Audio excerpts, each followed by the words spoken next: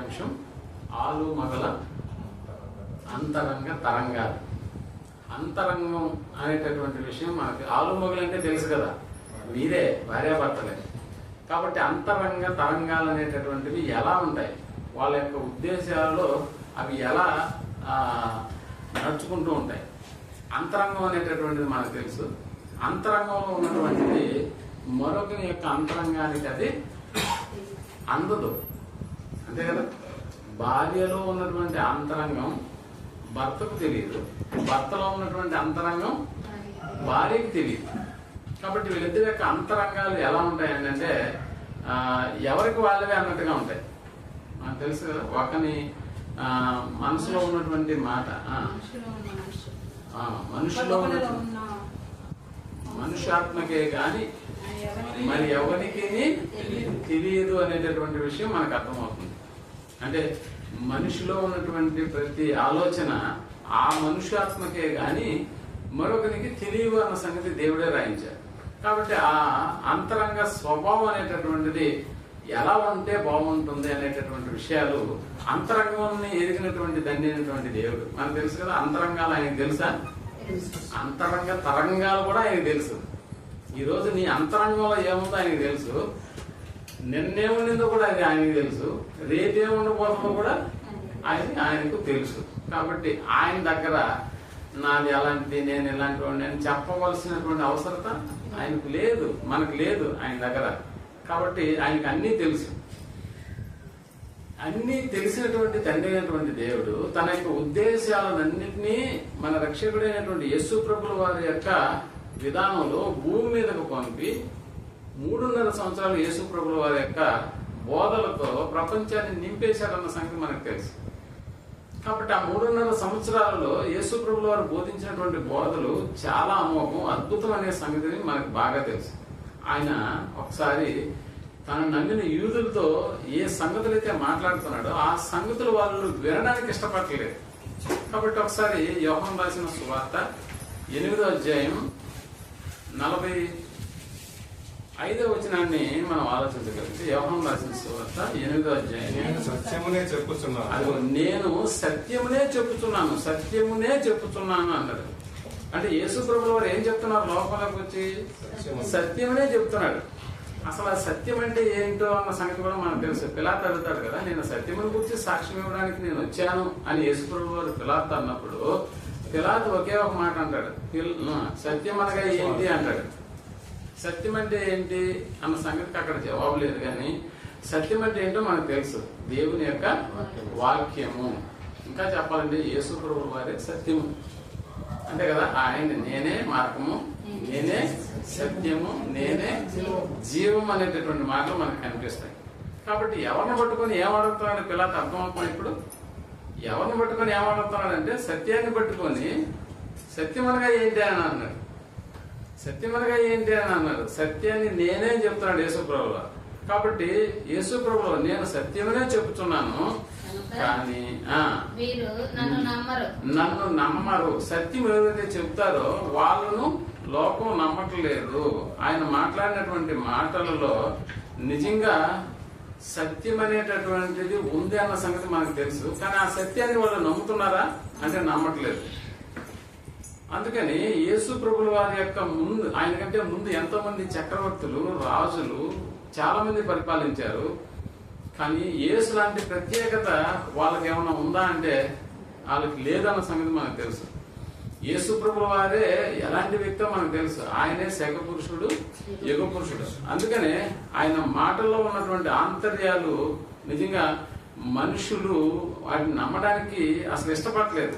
కాబట్టి మీరు సత్యాన్ని నమ్మట్లేదు అనే మాటను యేసు ప్రభుల వారు అక్కడ చెప్తున్నారు.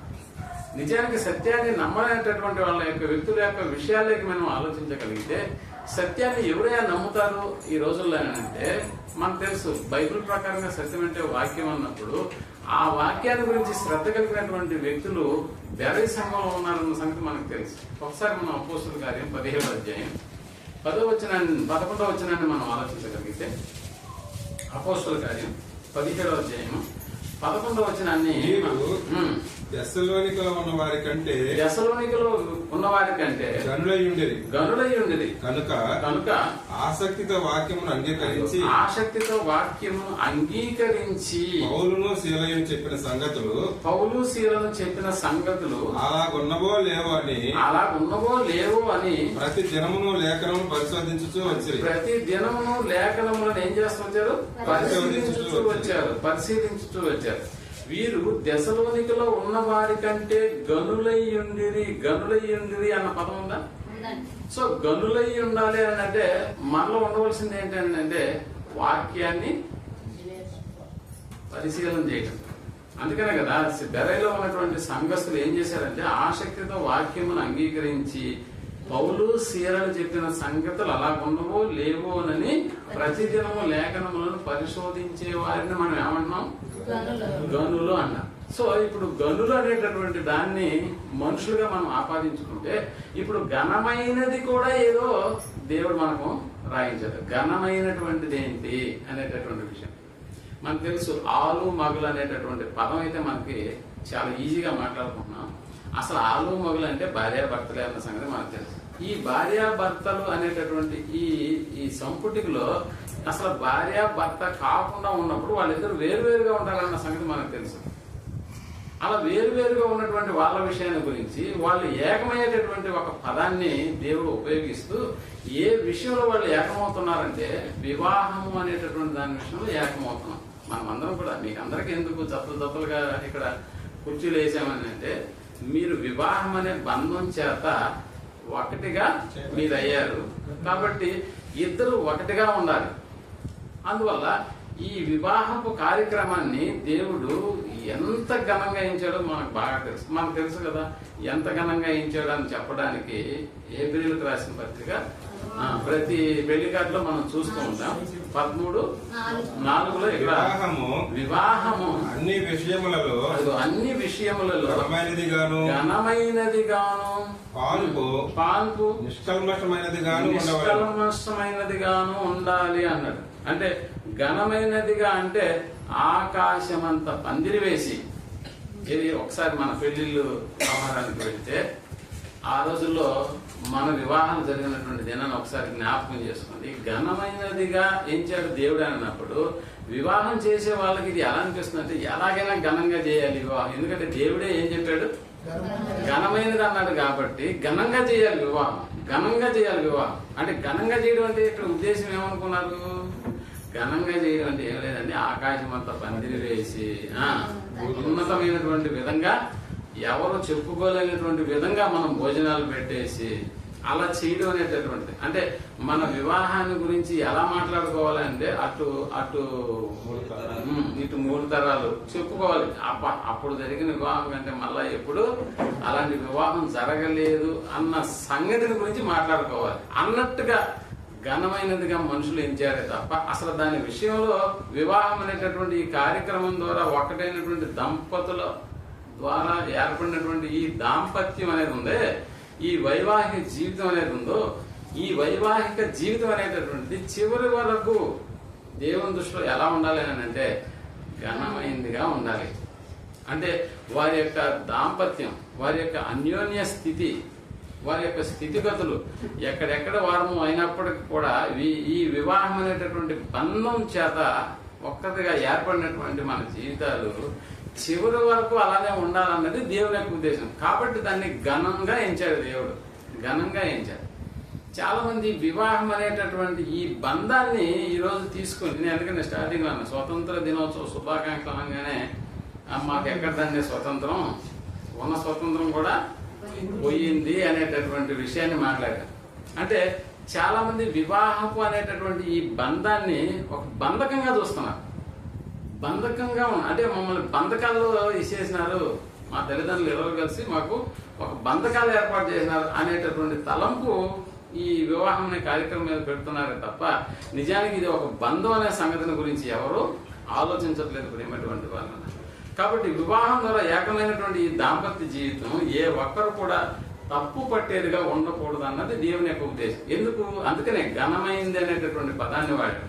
కాబట్టి ఇక్కడ అన్యోన్యంగా ఐక్యంగా దాదాపుగా వాళ్ళు బ్రతికినన్ని దినాలు మనకు తెలుసు కదా ఈనాడు వెస్ట్రన్ కల్చర్లో ఉదయం పెళ్ళి అవుతుంది, సాయంత్రానికి మళ్ళీ విడిపోతారు, లేకపోతే 2 రోజులు టైం తీసుకుంటారు, లేకపోతే 1 వారం టైం తీసుకుంటారు. మొత్తానికి కలిసి ఉండడం అనే కార్యక్రమం వాళ్ళ జీవితాల్లో ఉండదు. కాబట్టి వాళ్ళు ఘనంగా ఎంచుతారని, ఘనంగా అయితే వివాహాలు జరుగుతాయి, నలుగురు చెప్పుకునేంతగా వివాహాలు జరుగుతాయి. కానీ ఏమైపోతుంది అని అంటే కాస్త పెళ్లి కాస్త పెడాకులు అయిపోతుంది అన్న సంగతి మనకు తెలుసు. కాబట్టి 20 ఏళ్ల నుండి 10 ఏళ్ల నుండి చూస్తున్నాము. ఇదిగో ఆ దంపతులు ఎలా ఉన్నారని అంటే చాలా అన్యోన్యంగా, చాలా ఒకరికొకరు ప్రేమించబడేటటువంటి బద్దులుగా ఉన్నారన్న సంగతిని గురించి ఏమైనా ఆలోచిస్తారా అని అంటే, నిజంగా మన ఇండియా లాంటి దేశాల్లో మనం ఏంటంటే బంధాలకు విలువనిస్తాం, కాబట్టి అనుబంధాలు మనం హక్కును చేర్చుకుంటాం. కాబట్టి ఇతర దేశాలలాగా కాకుండా మన సంస్కృతి, మన సాంప్రదాయాలు వేరుగా ఉంటున్నాయి. ఎలా వేరుగా ఉన్నాయంటే, ఇదిగో బైబిల్కు దగ్గరగా ఉంటున్నాయి, వెస్ట్రన్ కల్చర్కు దూరంగా ఉంటున్నాయి. కాబట్టి ఇలాంటి ఒక పరిస్థితి గురించి మనం ఆలోచన చేసినప్పుడు ఎలాంటి చిన్న చిన్న ప్రాబ్లమ్స్ అనేటటువంటివి, ఇది దేవుని యొక్క అంతరంగంలో ఏదైతే ఉందో ఆ అంతరంగానికి సంబంధించినటువంటి తరంగాలు మన యొక్క అంతరంగాల్లోకి అవి లోపల ఉండటం అది జరగట్లేదు చాలా మంది జీవితాలు.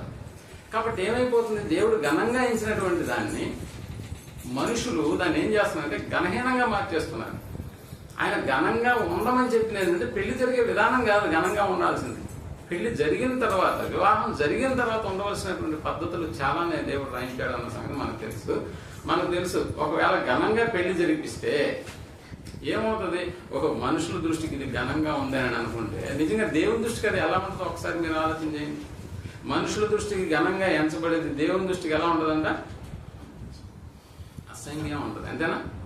మనుషుల దృష్టికి ఘనంగా ఉండే దేవుని దృష్టికి బాగుండదు, దేవుని దృష్టికి బాగుంటే మనుషుల దృష్టికి బాగుండదు. సో ఇది వ్యతిరేకమే. దేవుడే చెప్పాడు ఆ సంగతి, నా ఆలోచనలు మీ ఆలోచనలు, నా ఉద్దేశాలు మీ ఉద్దేశాలు, నా త్రోవలు మీ త్రోవలు అనే పదాన్ని వాడాడు. కాబట్టి ఎక్కడైనా కూడా అవి ఎలా ఉంటాయని అంటే వ్యతిరేకంగా, ఒకదానికొకటి వ్యతిరేకంగా ఉంటాయన్న సంగతి మనకు తెలుసు. అందుకని మనుషులు లక్ష్య పెట్టేటటువంటి వాటిని దేవుడు లక్ష్య పెట్టడన్న సంగతి మనకు తెలుసు. వివాహాలు జరిగాయి, ఇంతకు ముందు జరిగాయి, కానీ భవిష్యత్తులో కూడా ఎన్నో జరగబోతాయి.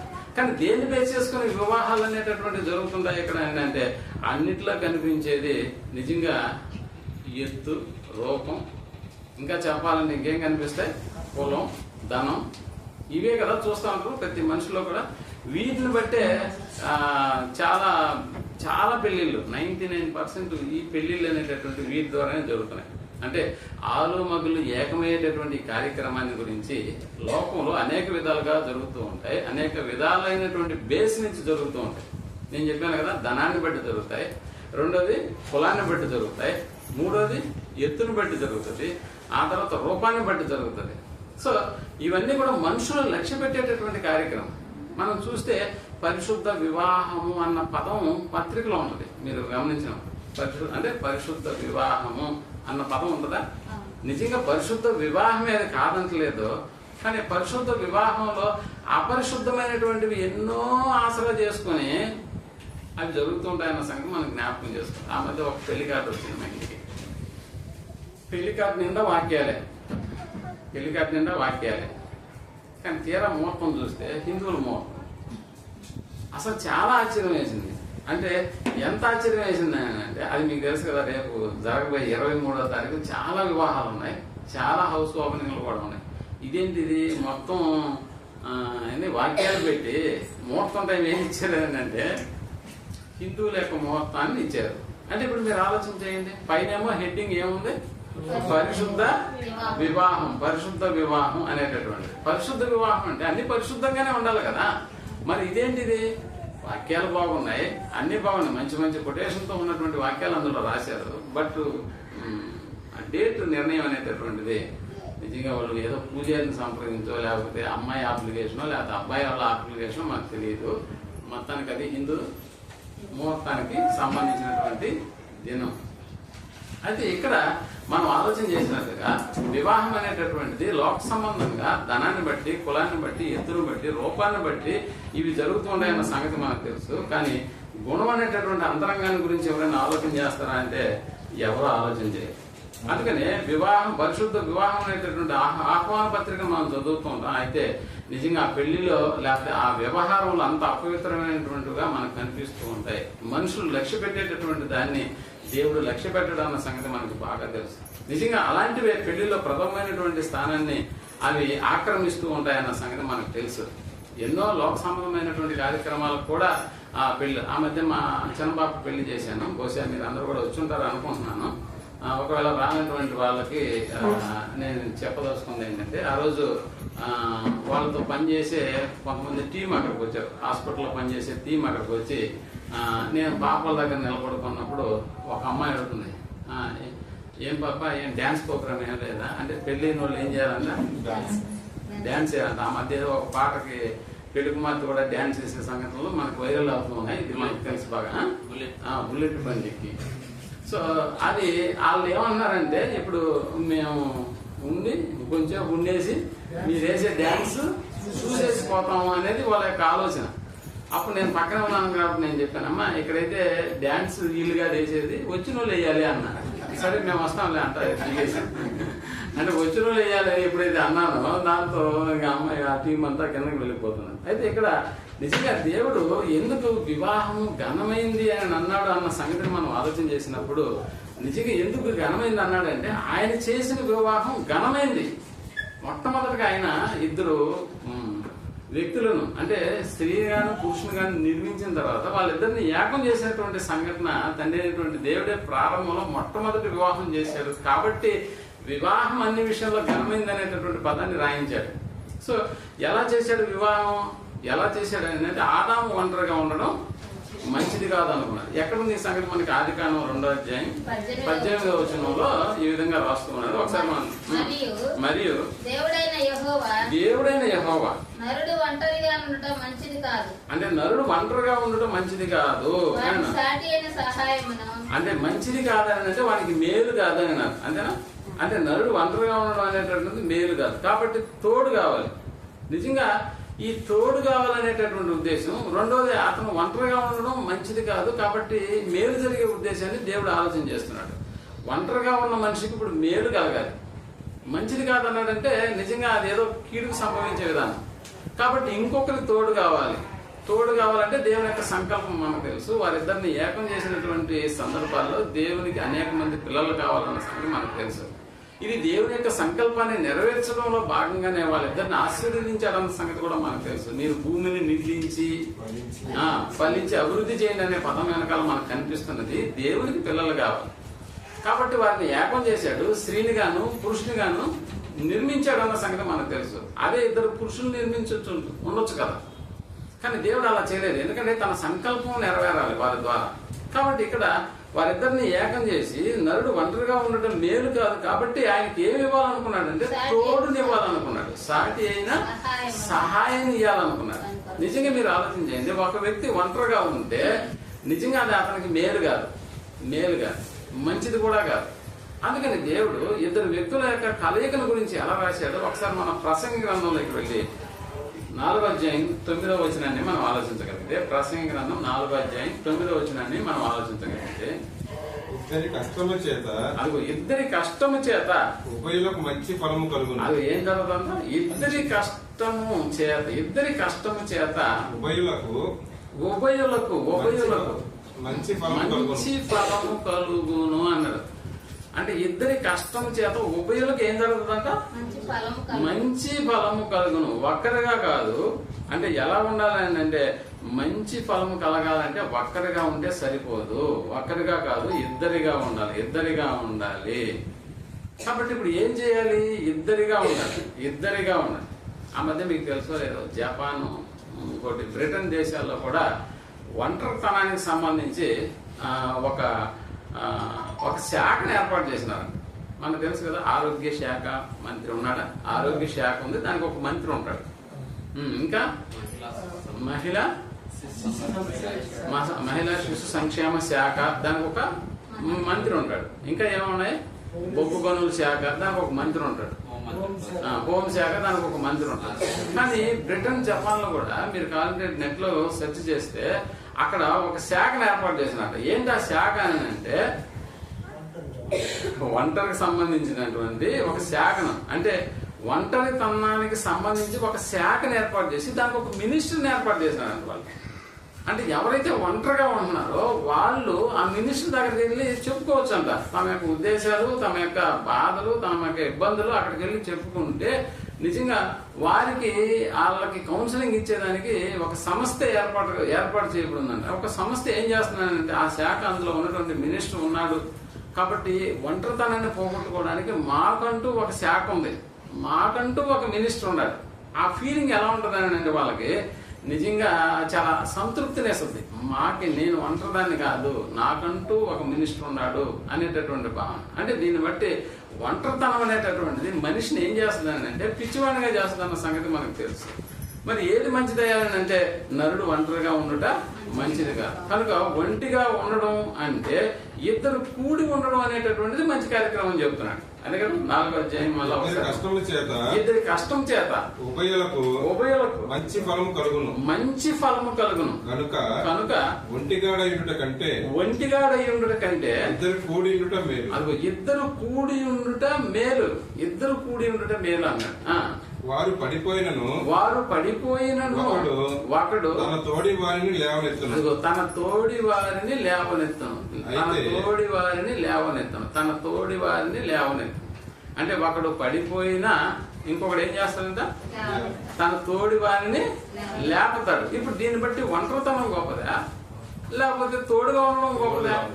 తోడుగా ఉండడం అనేటటువంటి గొప్ప కార్యక్రమం అన్న సంగతి మనకి బాగా తెలుసు. కాబట్టి ఇక్కడ తోడు అనేటటువంటి దాంట్లో తోడు, నీడ అనే పదాలు కూడా మనం వింటూ ఉంటాం. కాబట్టి తోడుగా తీసుకొచ్చేటటువంటి ఆ ప్రక్రియను ప్రారంభంలో దేవుడే కలుగజేశాడు అన్న సంగతి మనకు తెలుసు. కాబట్టి ఇక్కడ ఆ తోడు అనేటటువంటి స్థానంలో దేవుడు ఎవరిని తీసుకొచ్చి ఉంచాడో ఆదాముకు అని అంటే హవ్వమ్మని తీసుకొచ్చి పెట్టాడు. అంటే హవ్వమ్మ ఆదాముకి ఏమవుతుందంటే భార్య లేకపోతే సాటి అయిన సహకారి. ఇప్పుడు ఒంటరితనాన్ని పోగొట్టడానికి దేవుడే ఒక అద్భుతమైనటువంటి ప్రణాళిక, అద్భుతమైనటువంటి ఏర్పాటు చేసినప్పుడు దాని గురించి దేవుడు మళ్ళా సామెతల గ్రంథంలో ఏం చేశాడో ఒకసారి ఏం రాశాడో 18వ అధ్యాయం 22వ వచనం సామెతల గ్రంథాన్ని మనం ఆలోచన చేసినప్పుడు చాలా చక్కటి భార్య దొరికిన వానికి అన్నాడు. భార్య దొరికిన వానికి. చాలా మందికి భార్యలు దొరకట్లేదు, మనకు తెలుసు కదా. భార్యలు దొరకడం అనే కార్యక్రమం ఎప్పటికీ నా దగ్గర చాలా మంది ఫోటోలు ఉన్నాయి. ఒక్కొక్కరి ఏజ్ ఎంత అంటే 35. ఎందుకంటే బ్రదర్ కూడా పాస్టర్ కాబట్టి చాలా మంది మాకే చెప్తూ ఉంటారు, పాస్టర్ గారు మా అబ్బాయికి ఎలాగైనా ఏం చేయాలి, పెళ్లి చేయండి, ఎప్పటికీ వయసు మించిపోతుందని. నిజంగా లిస్టులు మా దగ్గర ఉంటాయి. మీలో ఎవరైనా అమ్మాయి కావాలన్నా అబ్బాయి కావాలన్నా మమ్మల్ని సంప్రదించండి, మా దగ్గర కొంత డేటా ఉంటుంది. కానీ ఎందుకు భార్య దొరకలేదు? తక్కువ ఉన్నారని కాదు, ఎక్కువ ఉన్న పురుషులు ఎక్కువ ఉన్నారని కాదు. కానీ ఇక్కడ దొరికిన వానికి ఏం జరుగుతుందంటే దేవుడు అస్సలు మేలు జరుగుతున్నాడు. అంటే నరుడు ఒంటరిగా ఉండుట మంచిది కాదు. ఇప్పుడు నరుడికి ఏం దొరికింది? భార్య. మేలు దొరికింది. భార్య దొరకడం చెప్పడం కంటే భార్య బదులు ఏం చెప్పాలి? అది భార్య దొరికిన వానికి మేలు దొరికిన. ఆదాముకు మేలు కలగాలంటే తోడు అనేటటువంటిది ఇవ్వాలి. అందుకే ఆదాముకు మేలు చేయాలని అంటే ఆదాముకు భార్యని ఇచ్చాడు దేవుడు. దేని ద్వారా అంటే వివాహం ద్వారా. వివాహం అంటే మేలు, పెండ్లి అంటే మేలు. నిజంగా అది సమాజంలోకి వెళ్ళిపోయిన తర్వాత ఆ వివాహం అనేటటువంటిది సమాజంలోకి వెళ్ళిన తర్వాత దాని యొక్క రూపాన్ని మార్చేసుకుంది. ఎలా మార్చేసుకుంది? అందరి సంసారాన్ని గురించి మాట్లాడుకున్నప్పుడు కూడా ఏమంటే సంసారం అనేది ఏమంటారు మంచి వ్యవస్థ అని అన్నారా? కాదు. సంసారం అనేటటువంటిది ఏంటి? సాగరం అన్నది. దాన్ని ఏదడం బంగాళాఖాతాన్ని ఈదు గొంతు రావచ్చేమో కానీ సంసారాన్ని ఏదడం మాత్రం చాలా కష్టం అని. అంటే వివాహం అనేటటువంటిది ఒక బంధం అయితే సమాజం దాన్ని ఎలా చిత్రీకరించిందంటే బంధకంగా చిత్రీకరించింది. కాబట్టి దేవుని యొక్క ఉద్దేశాల్లో ఆలు మగులు తమ యొక్క అంతరంగ తరంగాలు అనేటటువంటివి ఎలా ఒకదాని మీద ఒకటి పెనవేసుకుంటాయనే ఉద్దేశంతో దేవుడు ప్రారంభంలోనే తల్లి తండ్రులు లేనటువంటి దినాల్లోనే, నిజానికి మనకు తెలుసు ఆదాముకి తల్లి లేదు, అవ్వమ్మకు తండ్రి కూడా లేడు కదా. కానీ ఆ రోజే ఒక పదాన్ని రాయించాడు దేవుడు. ఏ పదాన్ని రాయించాడు ఒకసారి చూడండి. 2వ అధ్యాయం ఆదికాండం 2వ అధ్యాయం 24వ వచనాన్ని మనం ఆలోచన చేసినప్పుడు కాబట్టి పురుషుడు తన తండ్రిని తన తల్లిని విడచి తన తండ్రిని విడచి తన భార్యను హత్తుకుంటాడని ఉందా? అలా హత్తుకున్న తర్వాత వారు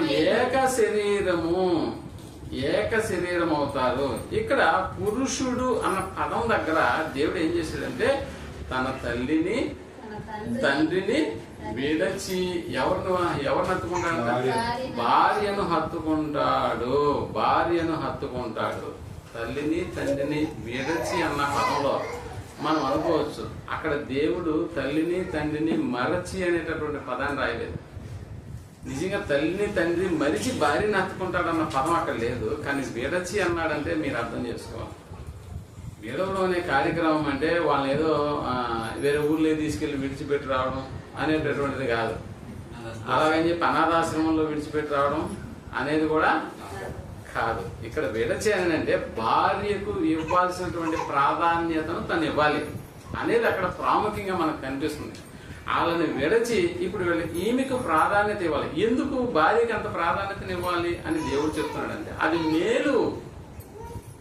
మేలు. తల్లిదండ్రులు అప్పటి వరకు పెంచినటువంటి విధానం వేరుగా ఉంటే ఇప్పుడు భార్య వచ్చిన తర్వాత అతనికి ఏం జరగబోతుంది?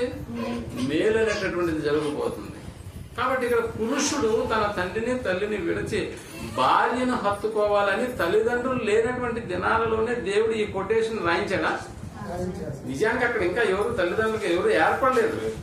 అవ్వ ఆదాముకు కూడా ఇంకా పిల్లలు పుట్టలేదు. వాళ్ళు కూడా తల్లిదండ్రులు కాలేదు. వాళ్ళు కూడా తల్లిదండ్రులు కాకముందే ఈ కాన్సెప్ట్ దేవుడు అక్కడ రాయించాడు. అదే కదా, ఈ పదమే కదా మిగతా వచనాలన్నింటిలో ఇదే ఏం చేస్తుంది? రివ్యూలు అవుతా ఉంటుంది. మనకు తెలుసు యేసుప్రభుల వారి కాలంలో కూడా తల్లిని తండ్రిని విడచి అనేటటువంటి అంటే వీళ్ళు ఏమైపోతారంటే అక్కడ ఏక శరీరం అవుతారు. కాబట్టి వాళ్ళ ఉద్దేశాల్లో ఉన్నటువంటి అంతరంగ స్వభావాలు కూడా, అంతరంగంలో ఉన్నటువంటి తరంగాలు కూడా ఇప్పుడు ఎలా ఉండాలని అంటే ఒకే రీతిగా ఉండాలి. నేను అప్పుడప్పుడు అంటూ ఉంటాను, ఇదిగో సంఘంలోకి వచ్చినటువంటి వాళ్ళ యొక్క మనస్సు లేకపోతే వాళ్ళ యొక్క అంతరంగంలో ఉన్నటువంటి ఆ యొక్క ఆవేదనలు కావచ్చు, లేకపోతే ఆనంద బాష్పాలు కావచ్చు, ఏది ఏమైనా కూడా డిఫరెంట్ టైప్స్ ఆఫ్ మైండ్తో ఇక్కడికి వచ్చినప్పుడు అందరి మైండ్ని ఇప్పుడు నా స్వాధీనంలోకి తీసుకురావాలి. ఆ మైండ్లోకి దేవుని యొక్క వాక్యాన్ని ఇన్సర్ట్ చేయాలి. అదే కదా ఇక్కడ. సో ఇది 1 గంట జరిగే కార్యక్రమం. కానీ భార్యాభర్తలుగా అయినప్పుడు 1 గంట ఇలా ఉండడం అనేటటువంటిది కాదు. ఇక్కడ వాళ్ళిద్దరూ ఎలా ఉండాలని చెప్తాడు? ఏక శరీరం అంటే ఏక దేహం అనేటటువంటి. అంటే ఇక్కడ భర్తల గురించి రాశాడే అని ఒకవేళ మనం అనుకుంటే, మరి అలాంటప్పుడు భార్యల గురించి కూడా దేవుడు రాయలేదా? అంటే ఖచ్చితంగా భార్యల గురించి కూడా దేవుడు రాయించాడు. ఏమని రాయించాడు? ఒకసారి కీర్తనల గ్రంథం 45వ అధ్యాయం 10వ వచనాన్ని మనం ఆలోచించగలిగితే, కీర్తనల గ్రంథం 45వ అధ్యాయం 10వ వచనాన్ని మనం కుమారి అదిగో కుమారి అని చెబుతూ అమ్మ ఆలకించు. భర్తకైతే ఏదో కొంచెం కఠినంగా చెప్పినట్టుగా అనిపిస్తుంది. బట్ భార్య దగ్గరకు వచ్చేసేటప్పుడు ఏం చెప్తున్నాడు? కుమారి అన్నాడా? ఆలకించమ్మా, నేను చెప్పేది విను తల్లి, నేను చెప్పేది విను, ఆలకించుము, ఆలోచించి చెవియకుము అని చెబుతూ నీ స్వజనమును అన్నాడు. నీ తండ్రి ఇంటిని మరువుము అన్నాడు. అంటే కుమారి నేను చెప్పేది విన్నానా? నేను చెప్పేది విను అన్నాడు. స్త్రీ ఆలకించుము అంటే బతిమలాడి చెప్తున్నట్టుగా ఉందా? రిక్వెస్ట్ చేసినట్టుగా ఉందా? అంటే బతిమలాడి చెప్తున్నట్టుగా ఉంది. భర్త విషయంలో అయితే ఎలా ఉంది? కాబట్టి పురుషుడు అన్న పదం ఉంది అక్కడ. కాబట్టి పురుషుడు తన తల్లిని తండ్రిని విడిచిపెట్టాలి. ఇది ఒక ఆజ్ఞలాగా ఉంది. అక్కడ ఆజ్ఞ కమాండ్ లాగా ఉంది. ఏముంది? పురుషుడి విషయంలో కమాండ్ లాగా చెప్తున్నాడు. బట్ స్త్రీ దగ్గరకు వచ్చేసేటప్పుడు ఎలా చెప్తున్నాడు? వాళ్ళు నిజంగా వింటారనే వినరనే? వాళ్ళు వినరు కాబట్టి తల్లి ఆలకించమ్మా, కొద్దిగా ఆలకించు అని చెప్తున్నాడు. ఏమని ఆలకించాలి చెప్పు? ఇప్పుడు చెప్పు, వింటాను అంటది. ఏం చెప్తున్నాడు? నీ స్వజనమును నీ తండ్రి ఇంటిని మరిచిపో అన్నాడు. మరిచిపో. ఈ రాజు చాలు అంటే మరిచిపో అని చెప్తున్నాడు. అంటే నిజంగా ఇక్కడ ఈ పదాన్ని రాయించాడు కీర్తనల గ్రంథంలో. అంటే నీ స్వజనాన్ని ఏం చేయమంటున్నాడు అంటే నీ స్వజనాన్ని మర్చిపో, నీ తండ్రి ఇంటిని మర్చిపో అన్నాడు. నిజంగా ఇలాంటి స్థితి ఇంతకు ముందు ఎవరి జీవితంలోనైనా జరిగిందా వివాహమైన తర్వాత అని మనం కానీ ఆలోచించగలిగితే మనకి కనిపిస్తున్నటువంటి ఒక అద్భుతమైనటువంటి మోయోబిరాలైనటువంటి అన్య దేశపు స్త్రీ, ఇశ్రాయేలు కాదు. మనకు తెలుసు కదా రూత్ అనేటటువంటి ఆమెను మనం ఎన్ని విధాలుగైనా ఎన్నో పాఠాల్లో మనం రూత్ అనేటటువంటి ఆమెను మనం జ్ఞాపకం చేసుకుంటాం. అంటే రూతుని గురించి మనం ఆలోచించినప్పుడు నిజంగా రూతు గ్రంథం అనేటటువంటిది 4 అధ్యాయాలు అయినా కూడా చాలా ట్రాజడీతో కూడినటువంటి సంఘటన అక్కడ మనకు జరుగుతున్నట్టుగా మనకు చాలా నిజంగా మనకు అక్కడ కనిపిస్తుంది. అంటే అత్తలేని కోడలు ఉత్తమరాల 2nd ఎపిసోడ్ లో ఉంది. బట్ అప్పుడు కూడా వీళ్ళిద్దరిని కూడా మనం స్క్రీన్ మీదకి తెచ్చుకుంటాం. ఏదేమైనా కూడా ఇక్కడ కోడలు అత్త ఉండవలసినటువంటి విధానం నిజంగా ఇక్కడ కోడలు అనేటటువంటి స్థానంలో ఉన్నటువంటి ఈ రూతు అంటున్నటువంటిది ఏంటంటే అత్తమ్మ నీ జనమే నా జనము, నీ దేవుడే నా దేవుడు, మన ఇద్దరిని వేరుపరచాలని. అంటే ఇద్దరి పరిస్థితి ఏంటి? ఇద్దరికి భర్తలు లేరు, అంతేనా? ఇద్దరికి భర్తలు లేరు. కానీ ఒక ఆమెమో వెళ్ళిపోయింది. కానీ రూతు మాత్రం తను మోయోబిరాలైనా కూడా తన దేశంలో ఉన్నటువంటి అనేక అన్య దేవతలను ఆమె కొలుస్తున్నా కూడా నిజంగా ఎలాంటి వైఖరి అక్కడ కనపరిచింది అని అంటే నిజంగా అంత వైఖరి రూతు నయోమి అనేటటువంటి ఆ క్యారెక్టర్ మీద నమ్మకం ఉంచిందని అంటే ఇప్పుడు నయోమి క్యారెక్టర్ ఒకసారి మీరు అర్థం చేసుకోండి. నయోమి క్యారెక్టర్ని అర్థం చేసుకోండి. నయోమి ఎంతగా నమ్మిక అంటే దేవుని మీద నమ్మిక ఉంచకపోతే, నయోమి అనేటటువంటి ఆమె దేవుని మీద ఎంతగా నమ్మిక ఉంచకపోతే, ఏమంటే నయోమితో మనం ఏమైనా కలిసి బతికామా? కానీ కలిసి బతికింది ఎవరు? రూతు. రూతుకి ఎక్కువ విషయాలు తెలుసా నయోమి కంటే? మనకి ఎక్కువ విషయాలు తెలుసా? రూతుకే ఎక్కువ విషయాలు తెలుసు. కాబట్టి రూతే తన అత్త గురించి ఏం చెప్పాలి? మంచి సాక్ష్యం చెప్పాలి. ఎలా చెప్పింది తన అత్త గురించి మంచి సాక్ష్యం? కడుపులో ఒకటి పెట్టుకొని పైకి ఒకటి ఎలాగ నా గురించి గ్రంథంలో రాస్తారు అనుకొని చెప్పిందా? నా పేరుతో ఒక గ్రంథమే ఉంటది మనుషులకని నేను అలా ఊహించిందా ప్రారంభంలో? అసలు తెలియదు. అసలు తన క్యారెక్టర్, తన యొక్క జీవితము ఇలా ఏర్పడుతుందని, ఇలా రాయబడుతుందన్న సంగతి కూడా రూతుకి తెలియదన్న సంగతి కూడా మనకు తెలుసు.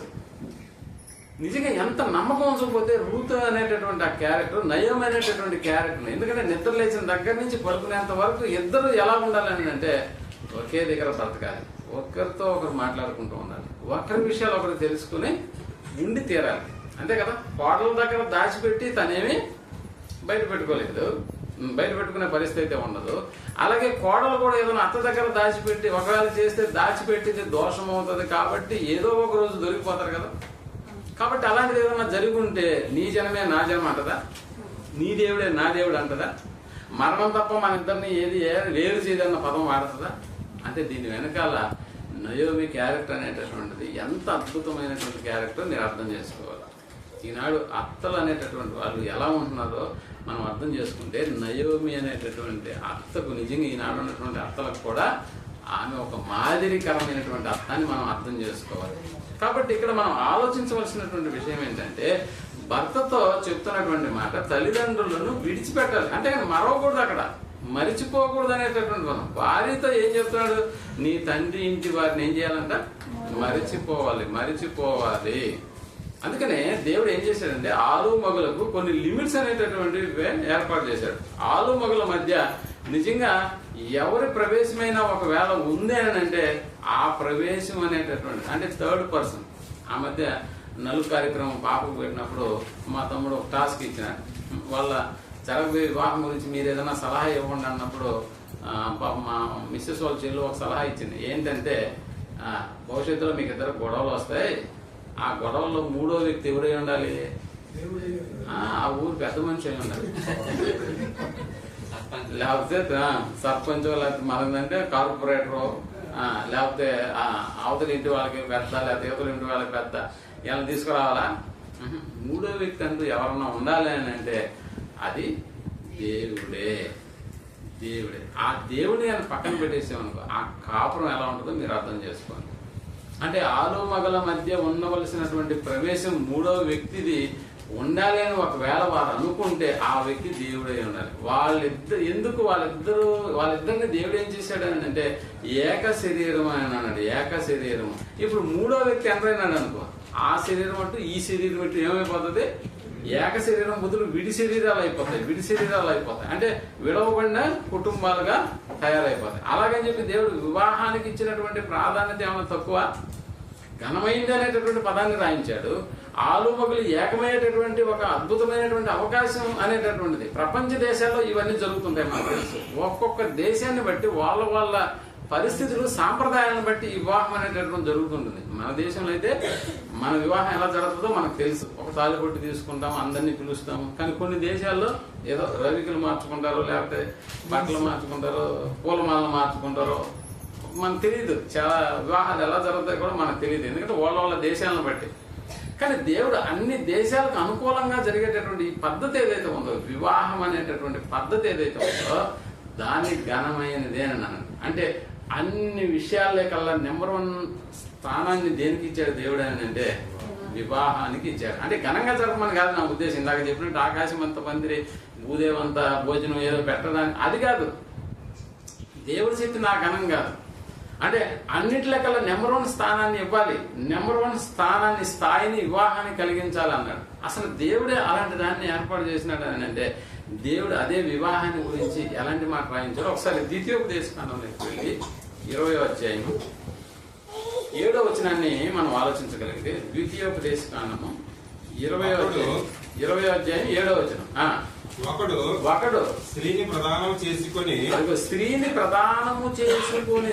ప్రదానం చేసుకుని అంటే మన భాషలో నిశ్చితార్థం చేసుకుని, అంతేనా? స్త్రీని ప్రదానం చేసుకుని ఆమెను ఇంకను పరిగ్రహపక మునిపే అంటే ఇంకా పెళ్లి చేసుకోలేదు. ఏమైంది? ప్రధానమైంది, ఇంకా పెళ్లి చేసుకోలేదు. పరిగ్రహింపక మునిపే యుద్ధములు అంటే యుద్ధానికి వెళ్ళిపోయాడు అనుకో. ఈ గ్యాప్ లో యుద్ధానికి రమ్మని ఫోన్ వచ్చేసింది, లేకపోతే యుద్ధానికి రమ్మని ఆంక్షలు పెట్టారు అతనికి. ఇప్పుడు యుద్ధానికి వెళ్ళిపోయి అక్కడ చనిపోయిన వేరొకడు ఆమెను పరిగ్రహించును. అదిగో వేరొకడు ఆమెను ఎందుకంటే అది చచ్చిపోయారు కదా. సో చచ్చిపోయాడు కాబట్టి ఇప్పుడు వేరొకడు ఈమెను వివాహం చేసుకుంటాడు. అంటే ఎలా ఉండదు సమాజంలో? నిశ్చితార్థం ఒకటితో, వివాహం ఒకటితో. ఇలాంటి పద్ధతులు రాకూడదు అని దేవుడే ఎలాంటి ఏర్పాటు చేసినాడు వివాహాల గురించి. కనుక అట్టివాడును తన ఇంటికి తిరిగి వెళ్ళవచ్చును. అట్టివాడు తన ఇంటికి తిరిగి వెళ్ళవచ్చు అన్నాడు. అంటే ఎట్టివాడు? వివాహానికి ముందు ప్రదానం చేయబడినటువంటి వాడు ఏం చేయాలి? యుద్ధానికి కూడా పోకూడదు. అంటే నిజంగా ఇక్కడ తన ఇంటికి తిరిగి వెళ్ళకూడదని దేవుడే రాయించాడని, తన ఇంటికి తిరిగి వెళ్ళవచ్చు అని రాయించాడు. యుద్ధంలో ఉన్నటువంటి వాడైనా కూడా, సార్ నాకు నిశ్చితార్థమైంది అంటే, నిశ్చితార్థమైందా? నువ్వు ఎక్కడికి వెళ్ళేది? నువ్వు ఇంటికి వెళ్ళిపో అనాలి. ఆఫీసర్ కూడా, మిలిటరీ అధికారి కూడా ఏం చెప్పాలంటే, నిశ్చితార్థమైంది కాబట్టి నువ్వు ఇంటికి వెళ్ళిపోవచ్చు, కాబట్టి నీకు యుద్ధానికి లేదు. అంటే ఇక్కడ వివాహం అనేటటువంటిది ముందు, యుద్ధం అనేటటువంటిది తర్వాత. ఇప్పుడు దేనికి ఇంపార్టెంట్ ఇచ్చారు దేవుడు కూడా అంటే వివాహము. అందుకే అన్ని విషయాలలో ఘనమైనదిగా ఎంచారు. అంటే ప్రధానమైతే వివాహం జరుపుకోవాలి. సో వివాహమైన తర్వాత ప్రధానమైపోతే వివాహం జరగాలి. సో వివాహం ఘనమైనది. ఘనమైనటువంటి ఈ వివాహపు వ్యవస్థలో ఇద్దరు ఏమవుతున్నారు అని అంటే ఏక శరీరం అవుతున్నారంటే ఇక్కడ మనం ఆలోచించుకోవాలి. ఏక శరీరమైనటువంటి భార్యాభర్తలు ఎలా ఉంటున్నారని అంటే ఆ మధ్య భార్య బాధితుల సంఘం ఉందా? కామెడీగా లేకపోతే మామూలుగానే ఉందా? నిజంగా ఉందా? భార్య బాధితుల సంఘం. ఒకసారి చూడబాక భార్య బాధితుల సంఘం అంటే కారణం ఏంది? ఎందుకు భార్య బాధితుల సంఘం అనేటటువంటి ఉందని మనం అంటున్నాం అంటే, భార్య భర్తల మధ్య మూడో వ్యక్తి ప్రవేశించాడు కాబట్టి భార్య బాధితుడైనడు, భర్త బాధితురాలు అవుతుంది. మూడో వ్యక్తి ఎంటర్ అవుతున్నాడు కాబట్టి. అంటే భర్త వైపు నుండి కంట్రోల్ అనేటటువంటిది నిజంగా ఎక్కడి నుంచి వస్తుందంటే సాధారణంగా అమ్మ దగ్గర నుంచి కంట్రోల్ కీ ఎక్కడ ఉంటుంది అన్నమాట అబ్బాయికి. మరి అమ్మాయికి ఎక్కడ ఉంటది? అమ్మాయి కూడా వాళ్ళ అమ్మ దగ్గర నుంచి ఏమైనా కీ వస్తుందా? ఖచ్చితంగా వస్తుంది. అందుకని భార్యాభర్తల మధ్యలో ఎవరు దూరకూడదని అంటే వ్యక్తులుగా ఎవరు దూరడానికి వీల్లేదు, ఎవరికి కూడా అవకాశం ఇవ్వకూడదు. అది ఎవరికి ఇవ్వాలని అంటే దేవునికే స్థానాన్ని ఇవ్వాలన్న సంగతి మనం జ్ఞాపకం చేసుకోవాలి. కాబట్టి ఇక్కడ దేవుడు కూడా ఆలు మగలు అనేటటువంటి ఈ అంతరంగ తరంగాలలో ఎక్కడైనా విభేదాలు వస్తాయి అనేటటువంటి ఉద్దేశంతోనే వాళ్ళ యొక్క ఉద్దేశాలను దేవుడు ఏకం చేయడానికి. అందుకని మూడో వ్యక్తికి స్థానం ఇవ్వద్దు. అవ్వ ఆదాములు ఎంత ఆనందంగా ఉన్నారు, ఒకరి ఎడల ఒకరు ప్రారంభంలో ఎలా ఉన్నారు. ఇప్పుడు మూడో వ్యక్తి ఎంటర్ అయిపోయాడు. ఎవరు? ఆదాముకు సంబంధించిన తల్లిదండ్రులు కాదు, అవ్వకు సంబంధించిన తల్లిదండ్రులు, బంధువులు, అంతకంటే కాదు. ఇప్పుడు ఎవరు ఎంటర్ అయినారు అక్కడ? సాతాను అనేటువంటి వాడు ఎంటర్ అయిపోయినాడు. ఎంటర్ అయిన తర్వాత నుంచి పరిస్థితి ఎలా ఉందో మీరు అర్థం చేసుకోండి. ఆడు ఎంటర్ కాకముందు పరిస్థితి ఎలా ఉంది? చాలా బాగుందా? ప్రతి దినము దేవునితో ఆనందంగా గడపగలిగే పరిస్థితి ఉందా? కాబట్టి అలా ఉంది. ఇప్పుడు ఎందుకు భార్య బాధితులు సంఘం లేకపోతే భర్త బాధితుల సంఘం అనేటటువంటి ఏర్పడుతున్నాయంటే మధ్యలో ఎవరు వచ్చారు? ఇప్పుడు అపవాది అనేటటువంటి వాడు ఎంటర్ అయినాడు. సో వానికి మనమే ఆహ్వానిస్తున్నాం, రండి కూర్చోండి, మాకు న్యాయం తీర్చండి అని అంటున్నాం. ఆ న్యాయం తీర్చి మనకు తెలుసు కదా, కోతి రొట్టె ముక్క, అదే కదా, దాని దగ్గర తీసుకొచ్చాయంట. ఈ మా పిల్లు, 2 పిల్లులు కోతి దగ్గర తీసుకొచ్చాయి. ఇప్పుడు 2 తూకం వేసేసింది. ఒకటేమో తక్కువగా ఉంది, ఒకటేమో కాబట్టి ఇది ఎక్కువగా ఉందని దీన్ని తినేసింది. ఇది వేస్తే మళ్ళీ ఇది ఎక్కువ చూపిస్తుంది, కాబట్టి ఇది కూడా తినేది. మళ్ళీ దీన్ని వేసింది, మళ్ళీ ఇది ఎక్కువ చూపిస్తాను. మొత్తం ఇది తినేసింది. మీరు బండి అనండి, అంతే కదా పిల్లల్ని. అవే ఏదో తెచ్చుకొని 2 రొట్టె ముక్కలు శిరసవం అక్కడే పంచుకొని ఒక మ్యూచువల్ అండర్స్టాండింగ్ మీద నువ్వు తిను, ఈసారి దొరికింది నేను తింటాను అనుకుంటే ఏమి ఇబ్బంది ఉండదు అక్కడ. కానీ మూడో వ్యక్తి దగ్గరకు వచ్చేసేటప్పటికి ఏమైపోయింది అక్కడ పరిస్థితి? మునిగిపోయినారు వాళ్ళు. సో ఎవరి దగ్గరకు రావాలి? ఇక్కడ దేవుని దగ్గరకు రావాలి. కాబట్టి ఇక్కడ ఎవరు ధర్మాలు వాళ్ళు పాటించమని దేవుడు ఏం చేశాడని అంటే, ఇదిగో మీ అంతరంగ తరంగాలలో ఎలాంటి విభేదాలు రాకుండా ఉండాలని అంటే మీరు నడిచే విధానం నేను చెప్పినటువంటి లిమిట్స్ లోనే మీరు ప్రయాణం చేయాలి అన్నాడు దేవుడు. అంటే మనకు తెలుసు కదా, దుబాయ్, కువైట్ ప్రాంతాల్లో ఆ దేశాల్లో రోడ్లు మార్జిన్ ఎలా ఉండదో మనకు బాగా తెలుసు. మా తమ్ముడు కూడా దుబాయ్లో ఉండొచ్చాడు. ఒక రోడ్డు 100 కిలోమీటర్ల 150 కిలోమీటర్ల స్పీడ్, 120 కిలోమీటర్ల స్పీడ్ వెళ్లే రోడ్డు ఉంటుంది. దాని పక్కన 100 కిలోమీటర్ల స్పీడ్, దాని తర్వాత 80, ఇట్లా దాదాపు ఒక వైపునే ఒక 8 రోడ్లు ఉంటాయి, ఇంకొక వైపు 8 రోడ్లు ఉంటాయి. అంటే ఏ లిమిట్స్ లో వెళ్లాల్సింది ఆ లిమిట్స్ లోనే వెళ్ళాలి. ఆ రోడ్లో 120 స్పీడ్ లో వెళ్ళేవాడు దాంట్లోనే వెళ్ళాలి. నేను 120 స్పీడ్ లో వెళ్ళేవాడు 80-100 దాంట్లోకి వచ్చేసాను అనుకో, ఏమైపోతుంది ఆటోమేటిక్ గా? అంటే వాళ్ళ లిమిట్ లోనే వెళ్ళాలి. ఎక్కడ ఆగాలో అక్కడ ఆగాలి, ఎక్కడ బయలుదేరాలో మళ్ళీ బయలుదేరాలి. తన స్పీడ్ ఎంత మాత్రం తగ్గించితే ఏమవుతుంది? ఇక్కడ వెనకాల వచ్చేవాడు కొట్టేస్తాడు, అంతే కదా. సో ఆ లిమిట్ ఏదైతే ఉందో దాని ప్రకారమే దేవుడు ఆదేశించినటువంటి ఆ విధానంలోనే నీ ప్రయాణం నువ్వు కొనసాగించాలి. దాన్ని కానీ ఓవర్టేక్ చేసావా లేదా తగ్గావా, ఆటోమేటిక్ గా కుటుంబం ఏమైపోతుంది? కొలాప్స్ అయిపోతుంది. ఇప్పుడు ఆ లిమిట్స్ ఏంటో ఒకసారి మనం చూద్దాం.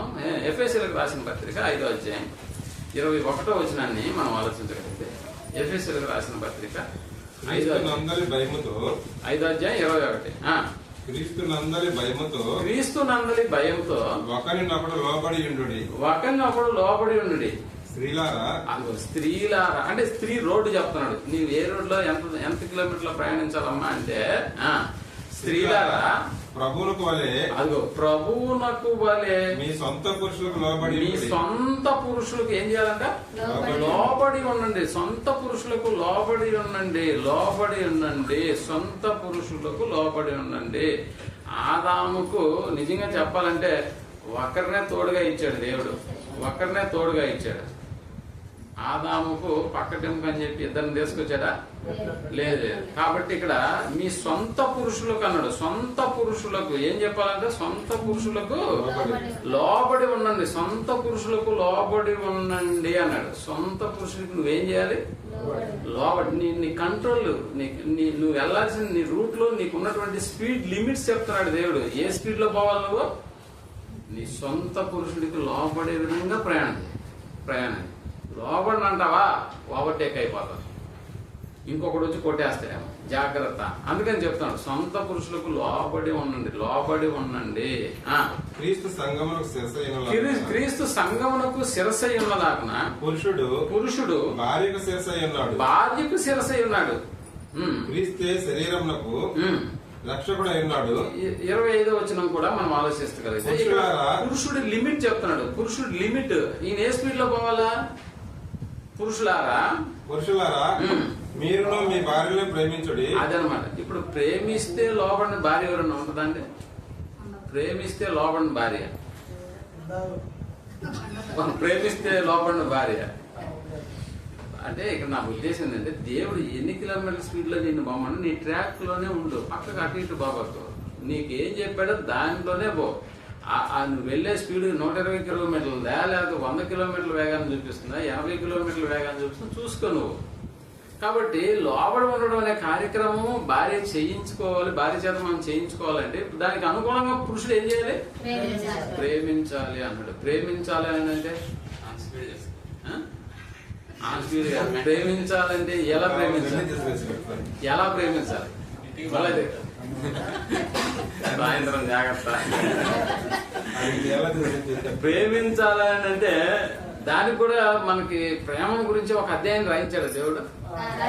ఏది ఒకసారి ఏ అధ్యాయం చెప్పండి? మొదటి గురించి 13. ఒకసారి చూద్దాం, ఎలా ప్రేమించమన్నాడో చెప్తున్నాడు. ఒకసారి చదవాలి, ఎలా ప్రేమించమన్నాడు. మనుషుల భాషలతోనూ దేవదూతల భాషలతోనూ నేను మాట్లాడినను ప్రేమ లేని వాడనైతే, అది ప్రేమ లేని వాడనైతే ఏమైపోతాడంట? అది మ్రోగెడు కంచు గణగణలాడు తాళము. అంటే ఏమి లేకపోతే? ప్రేమ లేకపోతే. అంటే పురుషులారా మీ భార్యలను ఏం చేయాలంట? ప్రేమించాలి అన్న పదాన్ని గుర్తు తెచ్చుకోండి. ఆ పదంలో ఇప్పుడు మళ్ళీ మనం ఎక్కడికి వెళ్ళామంటే ప్రేమ గురించి ఒక అధ్యాయం దేవుడు రాయించాడు. ఆ ప్రేమ ఎలా ఉంటుందో చెప్తున్నాను. ఎలాంటి ప్రేమతో ప్రేమించాలి అన్న దానికి అన్నమాట. ఇక్కడ ఏం చెప్తున్నాడు ఆయన? 4వ వచనంకి వచ్చేసేటప్పటికి ప్రేమ దీర్ఘకాలము సహించును అని ఉందా? ఇప్పుడు పురుషులైనటువంటి మీరందరూ కూడా, అఫ్ కోర్స్ నేను కూడా, నా పేరు పెట్టుకొని ప్రేమ అనేది పదం ఎక్కడ ఉందో ఇప్పుడు మీ పేరు పెట్టుకొని మీరు చదవండి, నా పేరు పెట్టుకొని నేను చదవండి. ప్రేమ ఆశీర్వాదం నా పేరు పెట్టుకొని చదవండి. దీర్ఘకాలము సహించును. ఇప్పుడు ప్రేమ గురించి మీకే ఒక టాస్క్, రైటా రాంగా అక్కడే కొట్టుకోండి. నీ పేరు చదివి నువ్వే రాసుకొని ఇంటూ లేకపోతే రైట్ కొట్టుకో. రైట్ కొట్టావా ఇంటూ కొట్టావా? మీరే దిద్దుకోండి, మీ ట్యాబ్ మీరే దిద్దుకోండి. ఇద్దండి మీ పేర్లు చదువుకొని మీ పేర్లతో నా పేరుతో నేను చెప్తున్నా, సరేనా? ప్రేమ ఆశీర్వాదం దీర్ఘకాలము సహించును, ఇంటూ దయ చూపించును, ఇంటూ ఆశీర్వాదం మత్సర పడరా, ఇంటూనే ఆశీర్వాదం దమ్మంగా ఇంటూ. అది ప్రేమ కాదండి, పేరు మన పేరు పెట్టి దాని చదివితే అట్లా అంటారా? ఓకే, అట్ట కూడా ఓకే, ఏ రాయితీ ఉంది. రైట్. అప్పుడు ఇంకా ఒక్కొక్క పదాన్ని అది ఉప్పొంగదండి, ఆశీర్వాదం ఉప్పొంగడు, ఆశీర్వాదం అమర్యాదగా నడవడు. రైటా రంగా మనం అప్పుడప్పుడు పోలీసు వాళ్ళ దగ్గర దొంగలు వచ్చినప్పుడు కరెక్ట్ గా అబద్ధం చెప్తాను తప్పు చెప్తాను వాళ్ళ దగ్గర ఒక మిషన్ ఉంటుంది. ఏంటి ఆ మిషన్? ఏ మిషన్ అది తెలుసా మీకు? ఈ నాలుగు ఎరా నువ్వు దొంగతనం చేసావా అంటే నేను చేయలేదు అంటే ఆల్ రైట్ అంటుంటుందా? అది లేకపోతే రైట్ అంటుంటుందా? అది లైట్ డిటెక్టర్ వాడికి అన్నిటికీ అమర్ చేస్తుంటారు. అది చెప్పేది రైట్ రాంగ్ అన్నది ఎవరు చెప్తారు? ఇప్పుడు అలాంటివన్నీ తగిలిచ్చేసి ఆ డిటెక్టర్ దగ్గర మనం కూర్చోబెట్టాలి. ఆశీర్వాదం దీర్ఘశాలం ఆల్ రైట్ అంటదా? ఏమంటది? రాంగ్ అంటదా? సో ఇప్పుడు ఇలా మనం అన్నింటినీ చూసుకొని వచ్చినప్పుడు ప్రేమ శాశ్వత, ఆశీర్వాదం శాశ్వత కాలం ఉంటాడు. నిజంగానే ఉంటాడు శాశ్వత కాలం. మనందరం ఆత్మలం కదా, శాశ్వత కాలం ఉంటాం. కానీ ప్రేమ ఉంటుందా? మనలో ఉండదు. కాబట్టి ఈ ప్రేమను దృష్టిలో పెట్టుకొని నువ్వు భార్యగా నీకు తోడు చేయబడినది. ఎందుకంటే భార్య దొరికిన వానికి ఏం దొరికింది? ఆ మేలు ఎందుకు కీడుగా చేసుకుంటావు? ఆ కీడుగా మారక ముందే మనం ఏం చేయాలని చెప్తాడు దేవుడు. పురుషులారా, నీకు ఇవ్వబడిన స్పీడ్ లిమిట్ ఏంటంటే 120 కిలోమీటర్ స్పీడ్ లో ప్రయాణం చేయి. నీ ముందున్న రోడ్డు అదే. ఏంటి ఆ 120 కిలోమీటర్ స్పీడ్ వెళ్ళాలంటే నీలో ఏముండాలి? నీ బండిలో ఇంజిన్ అంటే ప్రేమ అనేటటువంటి ఆయిల్ ఫుల్ గా ఉండాలి. అప్పుడు నువ్వు పోతామని అనుకో, నీ స్పీడ్కి ఎక్కడ డోకా ఉండదు. ఇప్పుడు దీర్ఘకాలం సహించలేదనుకో, ఇంక తగ్గాడా? మత్సర పడ్డాడా? తగ్గాడా? ఇంకా ఏం చేసింది? అమర్యాదగా నడుచుకుంటున్నాడు అనుకో, డంబంగా ప్రవర్తిస్తున్నాడు అనుకో, మత్సర పడుతున్నాడు అనుకో, అపకారాన్ని కాదు అపకారం మనసులో ఉంచుకున్నాడు అనుకో, దుర్నీతి విషయమై సంతోషించుచు అసత్యమును సంతోషిస్తున్నాడు అనుకో, ఇప్పుడు స్పీడ్ ఏమైపోతుంది? వెనకాల వచ్చేవాళ్ళు గమ్ముకుంటారా?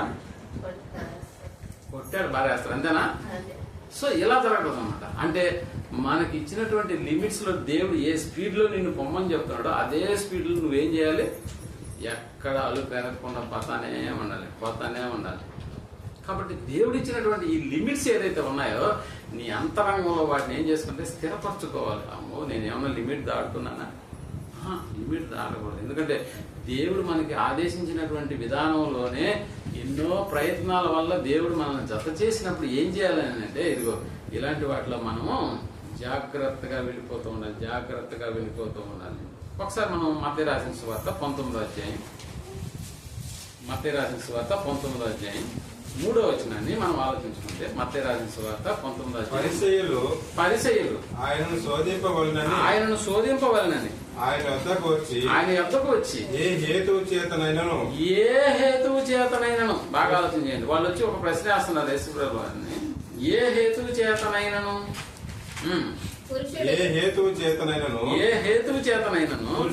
పురుషుడు తన భార్యను విడనాడు న్యాయమా? ఏ హేతువు చేతనైనా కూడా పురుషుడు తన భార్యను విడనాడడం న్యాయమా న్యాయమా అని ప్రశ్నిస్తున్నారు. ఆయన సృజించిన వాడు ఆది నుండి వారిని పురుషునిగాను స్త్రీని గాని సృజించననియు ఇందు నిమిత్తము పురుషుడు తల్లిదండ్రులను విడిచి ఏం చేయాలంట? తల్లిదండ్రులను మరవకూడదు. బాగా గుర్తుపడింది. నీ తల్లిని తండ్రి సన్మానించాలి. బట్ నువ్వు ఇక్కడ చెప్తున్న దేవుడి మాట ఏంటంటే మరవకూడదు. విడచి ఏం చేయాలన్నాడు? తన భార్యను హత్తుకొను వారిద్దరును ఏక శరీరముగా ఉందురని చెప్పిననియు మీరు చదవలేదా అనులా? అంటే ఇప్పుడు ఏమైపోయినారు వాళ్ళిద్దరు? ఏక శరీరమయ్యారు. అంటే ఇప్పుడు ఏక శరీరమైనటువంటి వీళ్ళ దేహాలు ఇప్పుడు ఎలా ఉండాలి అని అంటే, ఇప్పుడు కొరింథీ పత్రికలో కూడా వారి దేహం మీద ఎవరికి అధికారం ఉండదంట? భర్త దేహం పైన భార్యకును, భార్య దేహం పైన భర్తను. ఇప్పుడు దేహాలంటే జ్ఞాపకం వచ్చింది. దేహాలు అని అంటే చాలా మంది ఎలా ఉంటారు అని అంటే, తమ దేహాలు కూడా శుద్ధీకరించుకునేటటువంటి పరిస్థితుల్లో కూడా చాలా మంది ఏముందో ఈ రోజు ఏం పోసుకుంటారో నీళ్ళు అన్నాం అనుకో, ఊరికే అంటున్నాను జనరల్ గా. అంటే రోజు మనం చేసేదే కదా, పొద్దున వస్తాం తిరిగి వస్తావు, ఏం పోసుకుంటావు లేదు, రోజు పోసుకోవాలా, ఏం అవసరం లేదని బన్నీ ఇప్పేసి అన్ని ఇప్పేసి అక్కడ పడుకున్నాం అనుకో, శరీరం నుంచి వచ్చే దుర్గంధమైన వాసనతో ఎవడైనా పక్కన పోకుంటారా? ఊరికి అనుకున్నాం. నేను ఎట్ట స్నానం చేసినా చేయకపోయినా నువ్వు కొనుక్కోవాల్సిందే పక్కనే అంటావా? ఇంకా మనకంటే బీడీలు సిగరెట్లు ముందు అలవాటు లేదు కాబట్టి బతికిపోయారు భార్యలు, అంతేనా? ఒకవేళ అలాంటి అలవాటే ఉంటే ఆ రూమ్ అంతా దేంతో సువాసనతో నిండిపోయి ఉంటుంది. అర్థం? అంటే చాలా మంది భార్యలు భర్తలను అసహించుకునేటటువంటి పద్ధతులు ఏంటంటే, తమ శరీరాలను కూడా శుద్ధంగా ఉంచుకునేటటువంటి వాటి విషయంలో నేను చెప్పేది, శుద్ధంగా ఉంచుకునేటటువంటి వాటి విషయంలో ఏం చేస్తారు? చిన్న నెగ్లెక్ట్ అంతే, వేరేది ఏం లేదు. చిన్న నెగ్లెక్ట్. ఎంత నెగ్లెక్ట్ అయినంటే, ఒకవేళ మనం వాష్రూమ్కి వెళ్ళినా కూడా దాన్ని మళ్ళీ శుభ్రంగా మనమే దాన్ని ఏం చేసి రావాలి? క్లీన్ చేసేసి నిదానంగా. మళ్ళీ నెక్స్ట్ ఎవరు వెళ్తారు? ఆమె పోయి క్లీన్ చేయాలంటే కుదరతుందా? ఎవడు వాసన వాడికి బాగుంటుంది, కానీ భార్యకి కూడా బాగుండదా? ఆహా, ఉండదు. యోబు చెప్తాడు కదా, నా ఊపిరి నీకు అసహ్యమై. తన భార్యకి ఏమైపోయిందంట? భర్త ఊపిరి ఏమైపోయిందంట? అసహ్యమైన. అసహ్యమైన అన్న పదాన్ని రాశాడు అక్కడ. అంటే దాని విషయంలో ఎలా ఉండాలి? ఒక భర్త కూడా తన యొక్క దేహం విషయంలో ఎలా ఉండాలి అని అంటే, ఓ ఈ దేహం మీద నా భార్యకి అధికారం ఉంది కాబట్టి ఈ దేహాన్ని ఎలా ఉంచుకోవాలి? శుభ్రం. పరిశుభ్రంగా అనేది పక్కన పెట్టారు. పరిశుభ్రత అనేది దేవుని విషయాల్లోకి వెళ్ళిపోతాం, కానీ శుభ్రత అనేటటువంటి దాన్ని, స్వచ్ఛ భారత్ అనే పదం తెలుసు కదా, మన పరిసర ప్రాంతాలే శుభ్రంగా ఉండాలని మోడీ గారి చేపట్టుకుని తెరుపుతున్నాడు. బట్ మన దేహం విషయంకి వచ్చేసేటప్పటికి ఎలా మెయింటైన్ చేస్తున్నాడు దేహాన్ని? మాకు తెలుసు కదా, రాజు కూడా ఆయన వాళ్ళ పిల్లోడు చచ్చిపోయాడని వారం రోజులు కూడు నీళ్ళు తినక కింద పడి దొల్లాడుతా ప్రార్థన చేస్తా ఉన్నాడు. తర్వాత ఇంక చచ్చిపోయాడా లేదు అని అంటే ఈయన లేచి ఏం చేశాడంట? నీట్గా స్నానాలు గినాలు చేసేసి సెంటు కొట్టాడని ఉందా? ఉంది. తైలము. తైలము వృద్ధి అన్న పదం ఉందా? ఎందుకు తైలము? మనకు కాదు, మన వాసం ఇంకొకటి బాగుండాలని మనం సెంటు కొట్టుకోవాలి. అంతేనా? మన సెంటు మనకే ఇదిగా ఉంటుంది. ఆ మధ్య నేను పనిచేసే ఓనర్ అమ్మ దుబాయ్కి వెళ్ళి ఒక సెంటు బాటిల్ తెచ్చింది. సెంటు బాటిల్ తెచ్చి నాకు ఒకటి, మా డాక్టర్ ఒకటి, ఇద్దరికి చెరో ఒకటి ఇచ్చింది. సో నేను ఒక వారం తర్వాత అనుకుంటున్నాను ఆ సెంటు కొట్టుకుని లోపలికి వెళ్ళి అక్కడ ఆల్రెడీ ఆమె ఉంది. ఏంది మంచి వాసన వస్తుంది అని నా సైజ్ వస్తుంది. మేడం సెంటు కొట్టుకోవచ్చున్నాను, అది మీరు ఇచ్చిందే అన్న. అవునా, నేను ఇచ్చిన చెట్టు ఇంత మంచి వాసన వస్తుందా అంటుంది అనమాట ఆమె. అంటే ఆమె దుబాయ్ నుంచి తెచ్చిన సెంటు అనమాట అది. సో అప్పుడు ఏమనిపిస్తుంది? అదే నేను లోపలికి ఏదో ఒక పెంట తొక్కి లోపలికి వెళ్ళాను అనుకో, ఊరికి అనుకున్నాం నా బూట్లకి ఏదైనా పెంట తొక్కేసి, అది కూడా కుక్క పెంట మంచి 4-5 రోజులు ఎండిపోయింది అని కాకుండా బాగా నుంచి మా వాసన వచ్చేదాన్ని తొక్కి లోపలికి వెళ్ళాను అనుకో, అప్పుడు పరిస్థితి ఎలా ఉంటుంది చెప్పండి? ముందు బయటికి వెళ్ళండి అంతదే లేదా? ప్లీజ్ సార్ బయటికి వెళ్ళండి, మమ్మల్ని ఇబ్బంది పెట్టమన్నాను. అంటే ఏం చెప్తాను, మీకు బాగా ఆలోచన చేయండి. మన బెడ్రూమ్లో కూడా ఎలా ఉండాలో నీకు అర్థమవుతుందా? ఎందుకు ఇక్కడికి రాగానే పాప నాకేంది ఏంటమ్మా కొట్టిందా? ఎందుకు ఇక్కడ ఉన్న వాళ్ళందరూ ఎలా ఉండాలంటే చాలా స్నానం చేశాను కాదు, స్నానం అనేది రాత్రిపూట అది వేరే సంగతి. బట్ మిగిలినటువంటి విషయాలు, నీ దేహానికి సంబంధించి నువ్వేం చేస్తున్నావు నువ్వు ఆలోచించి ఒకసారి ఆలోచించి. అలాగే వచ్చి కొనుక్కుంటావా? కానీ నీ పక్కన కొడుకున్నాను ఒక ఆమె, పోనీ ఆమె కూడా ఏమైనా ఇబ్బందికరంగా ఏమైనా అట్లా చేస్తుందా? దయచేసి కింద పంపి రాత్రికి ఏమనుకో అని చెప్పు, ఇబ్బంది ఏం లేదు. ఎందుకు? అప్పుడు లేచిపోయి వాళ్ళే స్నానాలు చేసి వచ్చి కొనుక్కుంటారు, అంతేనా? సో ఇలా అన్నమాట మన బాడీ మెయింటెనెన్స్ అనేటటువంటిది కూడా ఈ దాంపత్య జీవితానికి చాలా వెరీ వెరీ ఇంపార్టెంట్ అన్న సంగతి మీరు జ్ఞాపకం ఉంచుకోండి. ఇంకా చెప్పాలని అంటే మన నోరు దుర్గమమైనటువంటి వాసన వస్తుంది. నువ్వు మాంసం తిన్నావు అనుకో, సాయంత్రానికల్లా అది ఎఫెక్ట్ దాన్ని చూపిస్తుందా? అందుకని నువ్వేం చేసుకోవాలా? పళ్ళు కూడా బ్రష్ ఉదయం ఒకసారి, రాత్రి ఒకసారి. ఎందుకంటే మనకు మొహమాటం ఎక్కువ, చెప్పం. ఇది మాట్లాడుతుంటాడు కానీ దగ్గర గొప్ప కొడుకుంటుంది అన్న సంగతి మన మనసులో మనం తిట్టుకుంటామే తప్ప చెప్తామా వాళ్ళకి? చెప్పం. వీలుంటే మనమే మాస్క్ వేసుకుంటాం. నేను ఆ మధ్య డాక్టర్ దగ్గరకి ఈ పళ్ళు చేయించుకున్నానికి వెళ్ళా, రూట్ కెనాల్ చేయించుకున్నానికి. నాకు అనిపించింది ప్రతి ఒక్కరు నోరు తెరిచి గంటల తరబడి వాళ్ళు ఏం చేస్తుంటారు? వాసన కాదు, ట్రీట్మెంట్ చేస్తుంటారు కదా. అంటే తీసుకుని అది ఇది అందించుకుంటా ఉంటారు. నాకు అప్పుడు డౌట్ వచ్చింది, మరి వీళ్ళు ఎంతమంది నోరు దగ్గర కరెక్ట్గా నోరు దగ్గరే పెట్టారు, వీళ్ళ నోరు కూడా అక్కడే ఉండాలి, అంతేనా కాదా? సో ఏంటి ఇంత డాక్టర్లు ఎంతమంది పేషెంట్లు నోరు వాసన రాకుండా ఉంటుందా? ఖచ్చితంగా వస్తుంది కదా. మరి ఏంటి వీళ్ళ పరిస్థితి అంటే, ఒకసారిగా నేను చూసినప్పుడు నాకంటే ముందుగా 2 మాస్కులు వేసుకోం. అంటే డాక్టర్ 2 మాస్కులు వేసుకొని ప్రతి పేషెంట్ దగ్గర, అంటే ఆ నోట్లో నుంచి వచ్చే దుర్గంధం ఈయన రాకుండా ఉండడానికి ఈయన కూడా సేఫ్టీలో ఉందా? అది పేషెంట్ డాక్టర్. మరి ఇప్పుడు భార్యాభర్తల విషయంలో మీరు ఆలోచించి మాస్కులు వేసుకుంటారా? కొనుక్కునేటప్పుడు మాస్కులు వేసుకుంటారా? అప్పుడు ఏం చేయాలి? పాయింట్ అర్థం ఉందా మీకు? సో నేను అంతకుమించి ముందుకు వెళ్ళలేను. తర్వాత విషయాలు ఏంటనేది మీకు తెలుసు, అందుకే నేను భార్యాభర్తలు తరగతని పెట్టింది. సో ఇక్కడ ఏం చెప్తున్నాడు యేసుప్రభుల వారి దగ్గరకు వచ్చి, విడనాడుట న్యాయమేనంటే ఏ విషయాల్లో విడనాడతాడంటే రోజు స్నానం చేయడు. ఇదొక కారణమా? మేబీ అయ్యి ఉండొచ్చు కూడా. ఒకరు నీట్గా ఉంటారు, మరొకరు నీట్గా ఉండకపోవచ్చు. ఇది కూడా ఒక కారణమా? ఆ కారణం కూడా ఇక్కడ పెట్టడానికి వీల్లేదు. అంటే ఈ కారణం తీసుకురాకూడదు మధ్యలోకి. మరి ఇంకేమైనా ఉన్నాయా? ఇంకేమైనా ఉన్నాయా? ఏ కారణం చేతనైనా కూడా అన్న పదాన్ని వాడినప్పుడు అమ్మాయ నీట్నెస్ విషయంలో మనం కూడా నీట్గా ఉండాలి అనేటటువంటి దాని విషయంలో మనం కూడా మన దేహాన్ని గురించి దానికి అవసరమైనటువంటి జాగ్రత్తలు తీసుకోవాలా పడలేదా? తీసుకోవాలా? మౌనంగా ఉన్నారు చాలా మంది. అంటే ఇది కూడా చెప్తున్నాడు ఆ వాక్యం అనుకోవద్దు మీరు. ఇదే చాలా చాలా ఇంపార్టెంట్. ఎంత ఇంపార్టెంటో మీకు ఎప్పుడు తెలుసు. వాసన కూడా విడాకలా అంటే చాలా మంది కూడా పరిస్థితులు ఇలాగనే. కాకపోతే బయటికి చెప్పుకోరు, ఇవన్నీ బయటికి చెప్పుకోరు. నేనంటే ఇప్పుడు వాక్యంలో ఇక్కడ నిలబడి చెప్తున్నాను కాబట్టి ఇది మీకు అవసరం. ఎంత అవసరం అంటే ఓహో ఇది కూడా ఒక పద్ధతి. అవును, ఇది కూడా ఒక పద్ధతి. మీరు అనుకోవచ్చు రాజుల కాలంలోనే సెంట్లు తయారైపోయినాయని. అంటే ఇప్పుడున్న మన టెక్నాలజీకి మీరు ఆలోచన చేయండి, ఎన్ని పెర్ఫ్యూమ్లు వచ్చేస్తున్నాయి. అలాగని చెప్పి నేను పెర్ఫ్యూమ్లు కొట్టుకోవాలంటే నిజంగా ఇంకో చెప్తాను, అసలు పెర్ఫ్యూమే నేను వాడనండి అని అంటే ఓకే, వాడబాకు, రోజు స్నానం చేయి. నిన్న బజార్లో నేను వెళ్తుంటే ఇటు ఒక ఆవిడ వెళ్తుంటే హమాం సబ్బు వాసన వస్తుంది. అబ్బాయి ఏదైనా మంచి సబ్బుతో స్నానం చేసిపోతుందేమో అనుకున్నాను నేను. అంటే ఆ సబ్బు కూడా ఎలా ఉంటుందని అంటే నువ్వు వెళ్తున్న దారి అంతా అదే ఆ స్మెల్ రిపీట్ చేస్తే వెళ్తూ ఉంటుంది. అంటే అంత శుభ్రంగా ఉంచుకునేటటువంటి వాళ్ళని మనం కూడా చూడండి. టీవీలో కనిపించే వాళ్ళు కావచ్చు, సినిమాల్లో కనిపించే హీరోయిన్లు, యాక్టర్లు వీళ్ళంతా ఎలా ఉంటారు మీరు చూడండి. ఎలా ఉంటారు అంటే వాళ్ళ ఫేస్ రీడింగ్స్ కానీ వాళ్ళ యొక్క ఏమంటారు శరీర సౌష్ఠవాన్ని మీరు ఆలోచన చేసినప్పుడు ఎంత నీట్గా ఉంటారో మీరు ఆలోచన. ఎందుకంటే అది అవసరమా? అది అవసరం.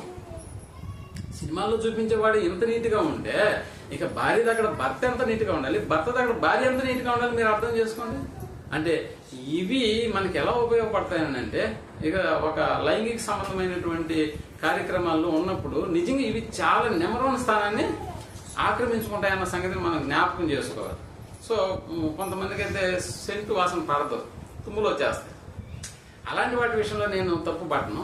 బట్ ఉండాల్సి ఉంటుంది. అంటే నీ దేహం పైన నీకు నీ భార్యకి అధికారం ఉంది, భార్య దేహం పైన నీకు అధికారం ఉంది. అలాగని చెప్పి నువ్వు మీరేం చేయాలి, స్నానాలు చేయకుండా లేకపోతే ఏం చేయకుండా ఏదంటే అది అలా కాదు, అలా ఉండడానికి లేదు. ఎందుకంటే దేహాలు ఒకరు ఇప్పుడు ఏకం అవుతున్నాయి. ఏకం అవ్వాలని అంటే ఏ విషయంలో ఏకం అవ్వాలి? అన్ని విషయాల్లో ఏకంగా ఉండాలి. శుభ్రతలో ఏకంగా ఉండాలి, ఉద్దేశాల్లో ఏకంగా ఉండాలి, దేవుని ప్రణాళికలో నువ్వు ఏకంగా ఉండాలి. వాళ్ళు చెప్పిన పద్ధతుల ప్రకారం నీ అంతరంగాలన్నీ కూడా ఏం చేసుకుంటారు అంటే సెట్ అయిపోతూ రావాలి. అలా సెట్ అయిపోతూ వచ్చినప్పుడే ఆ దాంపత్య జీవితం ఎలా ఉంటుందో అన్న సంగతిని గురించి ఇప్పుడు చూద్దాం. 10వ వచనంకి వచ్చేసేటప్పటికి మత్తయి రాసిన సువార్త 19వ అధ్యాయం. ఏక శరీరం అవుతారని ఉందా? 6వ వచనం చూద్దాం. కాబట్టి వారికి ఇద్దరు కాక ఏక శరీరముగా ఉన్నారు కనుక దేవుడు జతపరిచిన వారిని మనుషుడు వేరుపరచకూడదు. అంటే ఇద్దరు కాక ఎలా ఉన్నారంట? ఏక శరీరముగా ఉన్నారు. ఏక శరీరముగా ఉన్నారని ఉందా? సో ఇప్పుడు ఒకడు వేరుపరచడానికి ఎవడైనా ముందు వచ్చాడు అనుకున్నాం. ఇప్పుడు ఇది శరీరం అనుకున్నాం. ఈ శరీరంలో ఏమేమి ఉన్నాయి? గుండె, ఊపిరితిత్తులు అన్నీ ఉన్నాయా? ఇప్పుడు గుండెను బయటికి తీసి వేరు చేయాలనుకున్నాం అనుకో, మిగతా ఇది ఏమైపోద్ది? బాధ కాదు, పోతాం అంతేనా? ఈ చెవు తీసేసి ఇట్లా పెట్టుకున్నాం అనుకో, చెవు పోతుంది అనుకో. కన్ను తీసేస్తే అంటే ఎవడైనా ఈ దేహంలో ఉన్నటువంటి వాటిని వేరుపరుస్తాడా? భార్యాభర్తలతో కూడా అదే చెప్తున్నాడు దేవుడు. వాళ్ళిద్దరు ఎలాంటి వాళ్ళు అంటున్నాడు? ఏక శరీరం. అంటే ఇలా ఉన్నారా? వేరుపరచకూడదు అంటే ఏంటి? నీ దేహంలో ఒక కన్ను తీసేస్తే నువ్వు అమ్ముకుంటావా? వాళ్ళిద్దరు ఏక శరీరం. కాబట్టి మనుష్యుడు వేరుపరచకూడదు. నువ్వెందుకు గుండెని తీసి పక్కన పెట్టేస్తానంట, ఊపిరితిత్తుని తీసి పక్కన పెట్టేస్తానంట? అప్పుడప్పుడు నా భార్య అంటే ఏమనుకుంటుంది? నా గుండె అంటుంటాడు. నిజంగానే గుండె, నా ఊపిరి అంటుంటాడు. నిజంగానే ఊపిరే. దాన్ని వేరు చేయలేము, గుండెని వేరు చేయలేము, ఊపిరితిత్తులు వేరు చేయలేము. అది యేసుక్రీస్తు చెప్పింది. సో 10వ వచనంకి వచ్చేసేటప్పటికి ఆయన శిష్యులు భార్యాభర్తలకుండు సంబంధం ఇట్టిదైతే పెళ్లి చేసుకుని ఉత్తమ కాదని, అది అసలు పెళ్లి చేసుకోకుండా ఉండడమే మంచిదిరా అన్నారా? శిష్యులు కూడా పెళ్లి చేసుకోవడం మంచిది అన్నారా? పెళ్లి చేసుకోకుండా ఉండడమే బాగా. పెళ్లి చేసుకుంటే యుక్తమ కాదని, అది యుక్తము కాదు. పెళ్లి చేసుకుంటే అది మంచిది కాదు. పెళ్లి అయితే ఇక వద్దు మనకి. శిష్యుల ఆలోచన అదే చెప్తున్నారు. అంటే భార్యాభర్తల సంబంధము ఇంత కఠినమా? అలాగైతే పెళ్లి చేసుకోకుండా ఉండడమే మంచిది. యుక్తం అనేటటువంటి పదాన్ని వాడు. అయితే యేసుక్రీస్తు చెప్తాడు అందుకు ఆయన అనుగ్రహం నొందిన వారు తప్ప, అది అనుగ్రహము నొందినవాడు తప్ప. అనుగ్రహం అంటే దేవుని అనుగ్రహం, బాగా గుర్తుపెట్టుకోవాలి. దేవుని అనుగ్రహము నొందినవాడు తప్ప మరి ఎవరును ఎవడును ఈ మాటను అంగీకరింపడు. ఈ మాటలను అనుగ్రహం, దేవుని అనుగ్రహం పొందినవాడు ఈ మాటలను అనుగ్రహిస్తాడు తప్ప ఎవడును మిగతా వాడు ఎవడు అంగీకరించుడు. అంటే వేరుపరచడానికి వాడు ఇష్టపడు. ఎందుకంటే వాళ్ళిద్దరూ ఏక శరీరం. అందుకని సామెతల గ్రంథంలో కూడా ఒకసారి మనం 19వ అధ్యాయం 14వ వచనంకి వెళ్ళేసి, సామెతల గ్రంథం 19వ అధ్యాయం 14వ వచనంకి వెళ్ళి అక్కడ మనం గృహమును విత్తమును పితరులు ఇచ్చినటువంటి స్వాస్థ్యము, గృహము విత్తము నీకున్న పొలాలు, నీకున్నటువంటి ఆస్తి సంపద అన్ని ఎవరి దగ్గర నుంచి వచ్చాయనుకున్నావు? సరే, నీ పితరులు ఇచ్చినారు అనుకున్నాం. కానీ సుబుద్ధి గల భార్య యెహోవా యొక్క దానము, అదిగో యెహోవా యొక్క దానము అన్నాడండి. అంటే భార్య దొరికిన వానికి ఏం దొరికింది అన్నాడు? ఆ భార్య ఇప్పుడు ఎవరు అన్నాడు? నీ దగ్గరకు వచ్చిన భార్య ఎవరు? యెహోవా యొక్క దానము. దానము దానము నీ భార్య కోసం నువ్వు చేసినటువన్నీ ఒకసారి మర్చిపోయి చూడు. ఏదో ఒక మాట అనింది అనుకో, ఏమైపోతావు? నువ్వు ఫైర్ అయిపోతావు అంతే. నన్నే ఇంత మాట అంటుంది. అంతకుముందు చేసిన మంచి కార్యక్రమాలు గుర్తురావా? రావు. భర్త కూడా ఏదన్నా అన్నాడు అనుకో, నన్నే ఇంత మాట అంటాడా? అంటే అంతకుముందు చేసిన మంచి భర్త చేసిన మంచి కార్యక్రమాలు గుర్తురావా? గుర్తురావు. కాబట్టి ప్రియమైనటువంటి వాళ్ళరా, ఎప్పుడు కూడా ఇద్దరు అనేటటువంటి ఆ యొక్క స్థానంలో ఒక్కరిగా ఉండాలన్న సంగతి మనం జ్ఞాపకం చేసుకోవడం, వాళ్ళ యొక్క అంతరంగ తరంగాలు అనేటటువంటి దేవుని ఉద్దేశాల ప్రకారం నడుచుకుంటూ వెళ్లే విధంగా. అందుకనే భార్య అనేటటువంటి ఆమె యెహోవా ఇచ్చిన దానము, యెహోవా ఇచ్చిన దానము, యెహోవా ఇచ్చిన దానం. అందుకనే దేవుడు కూడా భార్యల విషయంలో వాళ్ళు జీవమును మీ కృపావరంలో వాళ్ళు ఎలాంటి వాళ్ళు? పాలి భాగస్తులై ఉన్నారని తెలిసి ఏం చేయాలంట? జ్ఞానముతో వారితో ఏం చేయాలా? జ్ఞానముతో కాపురం చేయాలి. జ్ఞానంతో కాపురం చేయాలి. వారితో జ్ఞానంతో కాపురం చేయాలి. అంటే ఇప్పుడు భార్యతో కాపురం చేయడానికి భర్త దగ్గర ఏముండాలి? ఏ జ్ఞానం? లోక జ్ఞానమా? లోక జ్ఞానం ఉందంటే పోతావు, అంతేనా? కానీ ఇప్పుడు భార్యతో కాపురం చేయాలంటే పురుషుడికి ఉండవలసింది ఏంటి? జ్ఞానము. జ్ఞానముతో కాపురం చేయండి. జ్ఞానం ఉండాలా? లోక సంబంధమైనటువంటి జ్ఞానం కాదు, దేవుని జ్ఞానం. దేవుని జ్ఞానం. కాబట్టి మనకి ఇచ్చినటువంటి లిమిట్స్ దాటకుండా మనం ఉండాలి. మనకు తెలుసు కదా, మన బార్డర్, ఇండియా బార్డర్ లో మన లిమిట్స్ దాటామనుకో, అవతలడు గమ్ముకుంటాడా? పాకిస్తాన్ వాడు గమ్ముకుంటాడా? మన లిమిట్స్ దాటామంటే పాకిస్తాన్ వాడు ఏం చేస్తాడు? కాల్ చేస్తాడంటే నా లిమిట్లోకి ఎందుకు వచ్చావరా అని చెప్పి కాల్ చేస్తాడండి. అలాగా జీవమును కృపావరంలో మన భార్యలు మనతో పాలివారై ఉన్నారని ఎరిగి వారితో ఎలా ఉన్నామంటాడు? జ్ఞానంతో కాపురం చేయండి. జ్ఞానంతో కాపురం చేయండి అన్నాడు. జ్ఞానంతో ఉన్నటువంటి భార్య జ్ఞానవంతురాలు ఏం చేస్తుందంట? ఆమెకి జ్ఞానం ఉంటే ఇల్లు కట్టుకుంటుంది. నీకు జ్ఞానం ఉంటే కాపురం చేస్తావు. బాగా గుర్తుపెట్టు. భార్యకు జ్ఞానం ఉంటే ఇల్లు కట్టుకుంటది. ఏ ఇల్లు? 3 అంతస్తుల డాబా ఇల్లు కాదు నేను చెప్పేది. కుటుంబాన్ని కట్టుకుంటది. కుటుంబంలో ఉన్న వ్యక్తులను కట్టుకుంటది. ఆమెకు అలా కట్టుకోవాలంటే కూడా ఆమెకు ఉండవలసింది ఏంటి? జ్ఞానం. ఇప్పుడు ఆమెతో కాపురం, జ్ఞానం ఉన్న ఆమెతో కూడా నువ్వు జ్ఞానంతోనే కాపురం చేయాలి. వాళ్ళు అంటాడు కదా, జ్ఞానుల మధ్య నేనేం చేస్తున్నాను? వాక్యాన్ని, జ్ఞానాన్ని ప్రచురం చేయ. జ్ఞానుల మధ్య. అందుకని ఎప్పుడు కూడా తక్కువ అంచనా వేయకూడదు. భార్య అంటే తక్కువ అంచనా వేయకూడదు. ఎందుకు? నీ పాదంలోంచి తీరేది కదా ఆమె. నీకంటే తక్కువ కాదు, నీకంటే సమానంగా ఉండడానికే పక్కటెముకలో నుంచి తీశాడు నేను. నీ భార్యని పక్కటెముకలో నుంచి తీశాడు కాబట్టి నీ పక్కన ఉండాలి. కాబట్టి ఎప్పుడు కూడా దేవుడు మనకు అనుగ్రహించినటువంటి ఆ లిమిట్స్ మనం దాటకుండా ఉండడానికి దేవుడు మన జీవితాలను వెలిగించడానికే అద్భుతమైనటువంటి తన అంతరంగ స్వభావాలలో మన స్వభావాలు దేవుని యొక్క అంతరంగ తరంగాల మీద వర్ధిల్లాలని, అలా దొర్లించుకోవాలనేటటువంటి విషయాన్ని దేవుడు తెలియజేస్తున్న ప్రతి వాటి విషయంలో. వాక్యం అనేటటువంటిది కేంద్రీకరణ అనేటటువంటిది మన కుటుంబాల్లో జరగకపోతే, భార్యాభర్తల మధ్య ఏ కుటుంబమైనా కూడా ఏ పరిస్థితుల్లో అయినా కూడా వాక్యం అనేటటువంటి సెంటర్ పాయింట్ కానీ లేకపోతే ఆ కుటుంబం ఏమైపోద్దో తెలుసు. విఫలమైపోద్దా? వాక్యాన్ని బట్టి కుటుంబాన్ని కట్టుకుంటూ రావాలి. భార్యాభర్తలుగా వాక్యం అనేటటువంటిది చదువుకుంటూ రోజు ప్రార్థన చేసుకుంటూ ఆ వాక్యం అనేటటువంటి కంచె ఆ కుటుంబాన్ని ఏం చేస్తుందంటే మూడో వ్యక్తికి అవకాశం లేకుండా కంచె దాటనీయకుండా చేస్తుంది. మనకు తెలుసు కదా, ఇజ్రాయెల్ దేశానికి ఆకాశంలో కూడా ఏమున్నదంట, కంచె ఉందంట. వాళ్ళకి ఐరన్ డోమ్ ఉందంట. కనిపిస్తుంది ఐరన్ డోమ్? కనిపించదు, అక్కడ కనపడదు. కానీ డోమ్ ఉందా? దేశానికి ఒక డోమ్ ఏర్పాటు చేసుకోండి. కానీ ఈ రోజు నువ్వు నీ కుటుంబానికి ఒక డోమ్ ఏర్పాటు చేసుకో. ఏంటి ఆ డోమ్? వాక్యం అనేటటువంటి డోమ్ ఉన్నది. వాడు దేశానికే ఏర్పాటు చేసుకున్నాడు కాబట్టి ఎన్ని మిసైల్స్ వచ్చినా కూడా ఆ డోమ్ తగిలి అవతలకే వెళ్ళిపోతాయి తప్ప లోపల పడవు. సో ఇక్కడ వాక్యం అనే కంచె అనేటటువంటిది నీ కుటుంబానికి కాపలాగా ఉండకపోతే ఎవడు ఏ మిసైల్ విసిరినప్పుడు ఏమైపోద్ది, అందులో పడి అందరం పోతాం. అంతేనా? ఏ కుటుంబానికి తెలుసు కదా, అపవాది కూడా వెళ్ళి ఏం చేస్తా వచ్చినట్టు, నువ్వు భలేవాడు స్వామి, ఆయన మీదకేమో పొమ్మన్నావు కానీ ఆయన ఏం చేసినావంట.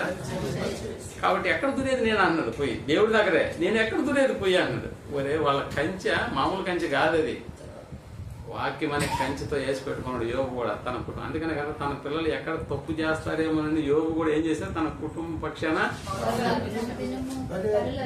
బలులు అనిపిస్తా వస్తున్నాడు. ఇంకెక్కడ దొరకదు పోయి అపవాది, ఇంకా నా వల్ల కాదని మళ్ళీ దేవుడు దగ్గర ఆ కంచి కొద్దిగా దారిస్తే ఒక్క వంద ఇచ్చినా చాలు, నాకు లోపలికి దూరి ఏం కావాలని చేసేస్తాను అంటారు. నిజంగానే అలా అవకాశం ఇచ్చాడో లేదు దేవుడు, ఎన్ని విధాలుగా చేశాడో తెలుసు. భార్యలోకి వచ్చినాడు, కొన్ని డైలాగులు కొట్టించాడు, తన దేహం మీదకి వచ్చాడు, అన్ని చేసినా కానీ యోబు ఎక్కడా కూడా తన స్థితిని మార్చుకోలేదు. నోటి మాట ద్వారా కూడా పాపం చేయలేదు అంటాడు. సో ఈరోజు కంచె అనేటటువంటి వాక్యం అనే కంచె నీ కుటుంబానికి లేకపోతే ఏ మిస్సైల్ అయినా వచ్చేస్తుంది, నిన్ను మిస్ చేస్తుంది లోకం. కాబట్టి చాలా జాగ్రత్తగా ఉండాలి. ఆలు మగుల యొక్క అంతరంగ తరంగాలు అనేటటువంటివి దేవుని ఉద్దేశాలతో ఏకమైతే తప్ప ఆ కుటుంబం వాక్యం అనేటటువంటి కంచె ఉంటే తప్ప ఆ కుటుంబం మీదకి ఏ ఇతర తరంగాలు రాకుండా, ఏ ప్రసరణలు కూడా. మనకు తెలుసు కదా, బుల్లెట్ ప్రూఫ్ కారు మీరు చూసే ఉంటారు. చూసంటే నేను చెప్పేది రియల్గా కాదు, సినిమాల్లో కూడా మిసైల్ వచ్చి పేల్చినా కూడా కారు పైకి ఎక్కడితో లోపల ఉన్నవాడు సేఫ్. మనకు తెలుసు కదా, బిల్ క్లింటన్ ఆ రోజు ఇండియాకి వస్తే 5 కార్లు తెచ్చుకున్నాడు అమెరికా నుంచి.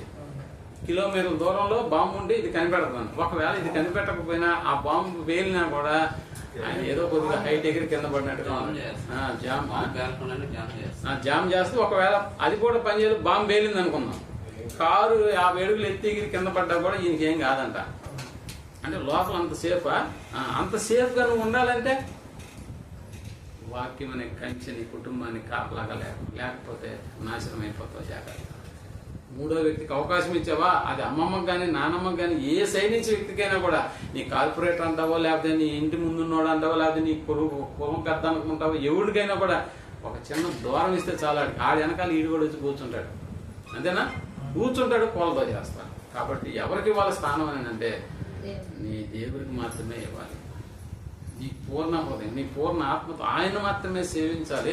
ఆయన దగ్గరే నీకు సమాధానమైనటువంటి ఆయనే నీ కుటుంబానికి కంచి వేసేటటువంటి వాక్యాన్ని మన ముందు ఉంచారు. కాబట్టి మన అంతరంగ తరంగాలలో దేవుని యొక్క వాక్యం ఎప్పుడు కూడా తరంగాలుగా మనం అభివృద్ధి చేసుకుంటూ వెళ్ళిపోవాలి. వాక్యం మీద మీరు ధ్యాస ఉంచండి, వాక్యాన్ని నేర్చుకోవడానికి మీరు ఇష్టపడండి. పడుకున్నా లేచినా కూడా ఇదే ధ్యాస అనేటటువంటి మన అంతరంగ తరంగాలలో అది ప్రవహిస్తూ ఉంటుంది ఎప్పుడు కూడా. కాబట్టి ఈ కంచె అనేటటువంటి అపవాది వచ్చి ఎన్ని తంత్రాలు వేసినా కూడా దాన్ని వాడు చీల్చుకుని ముందుకు రాలేడన్న సంగతి మనం జ్ఞాపకం చేసుకోవాలి. యోబు గారి కుటుంబాన్ని బట్టి. అందుకనే కదా యోబు గారు అతను చుట్టూ కంచె వేసేసావు కదా, నేను ఎలా వెళ్ళేది లోపలికైనా అన్నారు. సో ఈనాడు మన ఇంటి ముందు కంచె ఏమైనా ఉందా? కంచె అయితే వేసి పెట్టుకుంటా. ఎవడైనా కుక్కలు కూడా వచ్చేస్తాయి. అన్ని కుక్కలే వస్తున్నప్పుడు మనుషులు ఎందుకు రారు? దొంగలు కూడా వచ్చేస్తారు, దోచుకోపోతారు, కొన్నదంతా పోతుంది. కాబట్టి కుటుంబాలు అనేటటువంటి నాశనం కాకుండా ఉండడానికి ఆలు మగులు తమ యొక్క అంతరంగ తరంగాలు ఉంచుకోవాల్సింది ఏంటంటే దేవుని వాక్యాన్ని. కాబట్టి ఈ వాక్యానికి నువ్వు ఇస్తున్నటువంటి ఇంపార్టెంట్ ఒకవేళ మిస్ అయితే కుటుంబాలు ఏమైపోతాయి? నాశనం అయిపోతాయి. సర్వనాశనంలోకి అపవాది మనం తీసుకెళ్ళిపోతాడు. వాడు వికట నవ్వి నువ్వైతే జతపరిచావు, నేనేం చేశాను, ఇది నా టాలెంట్, ఇది నీ టాలెంట్, నా టాలెంట్ ఏమైనా పనికి వస్తుందా? లేదు అన్నట్టుగా మన కుటుంబాలు కూడా ఏం చేస్తారంటే చమరగీతం పాడతారు. కాబట్టి అలాంటి అవకాశం ఎవరు ఇవ్వకుండా దేవుని సన్నిధిలో మనం అందరం ఏ చిన్న సమస్య వచ్చినా కూడా దేవుని ముందు ప్రార్థన చేసుకుని ఆయనకు సమస్యను అప్పచెప్తే సాల్వ్ చేసేది కూడా ఆయనే. కాబట్టి చింత నాది, నిశ్చింత మీది అన్నాడు దేవుడు. చింత నాది, నా మీద వేసే, నువ్వు నిశ్చింతగా ఉండు. కాబట్టి ఈ విషయంలో మనం దేవునికి మనం ప్రథమ స్థానం ఇచ్చి మన కుటుంబాలను కాపాడుకోవాలని కోరుకుంటూ ఈ మాటలు ముగిస్తున్నాను. ఒక 15 నిమిషాలు మీకు ఎక్స్ట్రా టైం అయిపోయింది. సో రెండవ పాఠంలోకి మనం వెళ్ళిపోదాం. కాబట్టి మీకు చిన్న బ్రేక్ ఉంటుంది. టాయిలెట్స్ ఇక్కడ ఉన్నాయి, అటుపక్క 2 ఉన్నాయి, పైన కూడా ఒక 4 టాయిలెట్స్ ఉన్నాయి. అలాగే ఒక 15 నిమిషాల్లో మీరు వచ్చేస్తే టీ తాగేసి బిస్కెట్ తినేసి తర్వాత ఇంకొక లెసన్లకి మనం వెళ్ళిపోదాం. అలాగే మధ్యాహ్నం చెప్పాను కదా, తమ్ముడు ఇమాన్యుల్ సిద్ధంగా ఉన్నాడు. భోజనం అయిన తర్వాత 3 to 4 1 o'clock 1 hour వరకే మీకు మంచి టాస్క్ అది చేస్తున్నాడు తమ్ముడు. సో వాటి విషయంలో కూడా మీరు సహకరించి ఉంటారని నేను కోరుకుంటున్నాను. చిన్న ప్రార్థన చేసుకున్నాం. దయగలిగిన మాట అన్నదండి, ఉన్నతమైనటువంటి మీ మాటలు లక్ష్యమంతడానికి నేను బిడ్డలు భార్యాభర్తలుగా మీ సమకులానికి వచ్చినాను. నాకు అనుగ్రహించి కాపాడి మీ కృపలో బలపరచండి. ఎన్నో విషయాలన్నీ కొట్టుకుని పోకుండా తమ హృదయాల్లో బదిలిపరచుకొని పరిశీలన చేసుకున్నారు. అలా ప్రవర్తించేటటువంటి భాగ్యాన్ని మాకును మీరు దయచేయమని కోరుకుంటూ ఈ ప్రార్థన మా రక్షకుడును మీ ప్రియ కుమారుడైనటువంటి యేసు ప్రభువు వారి నామములో ప్రార్థించి వేడుకొంటున్నాము తండ్రి. ఆమేన్.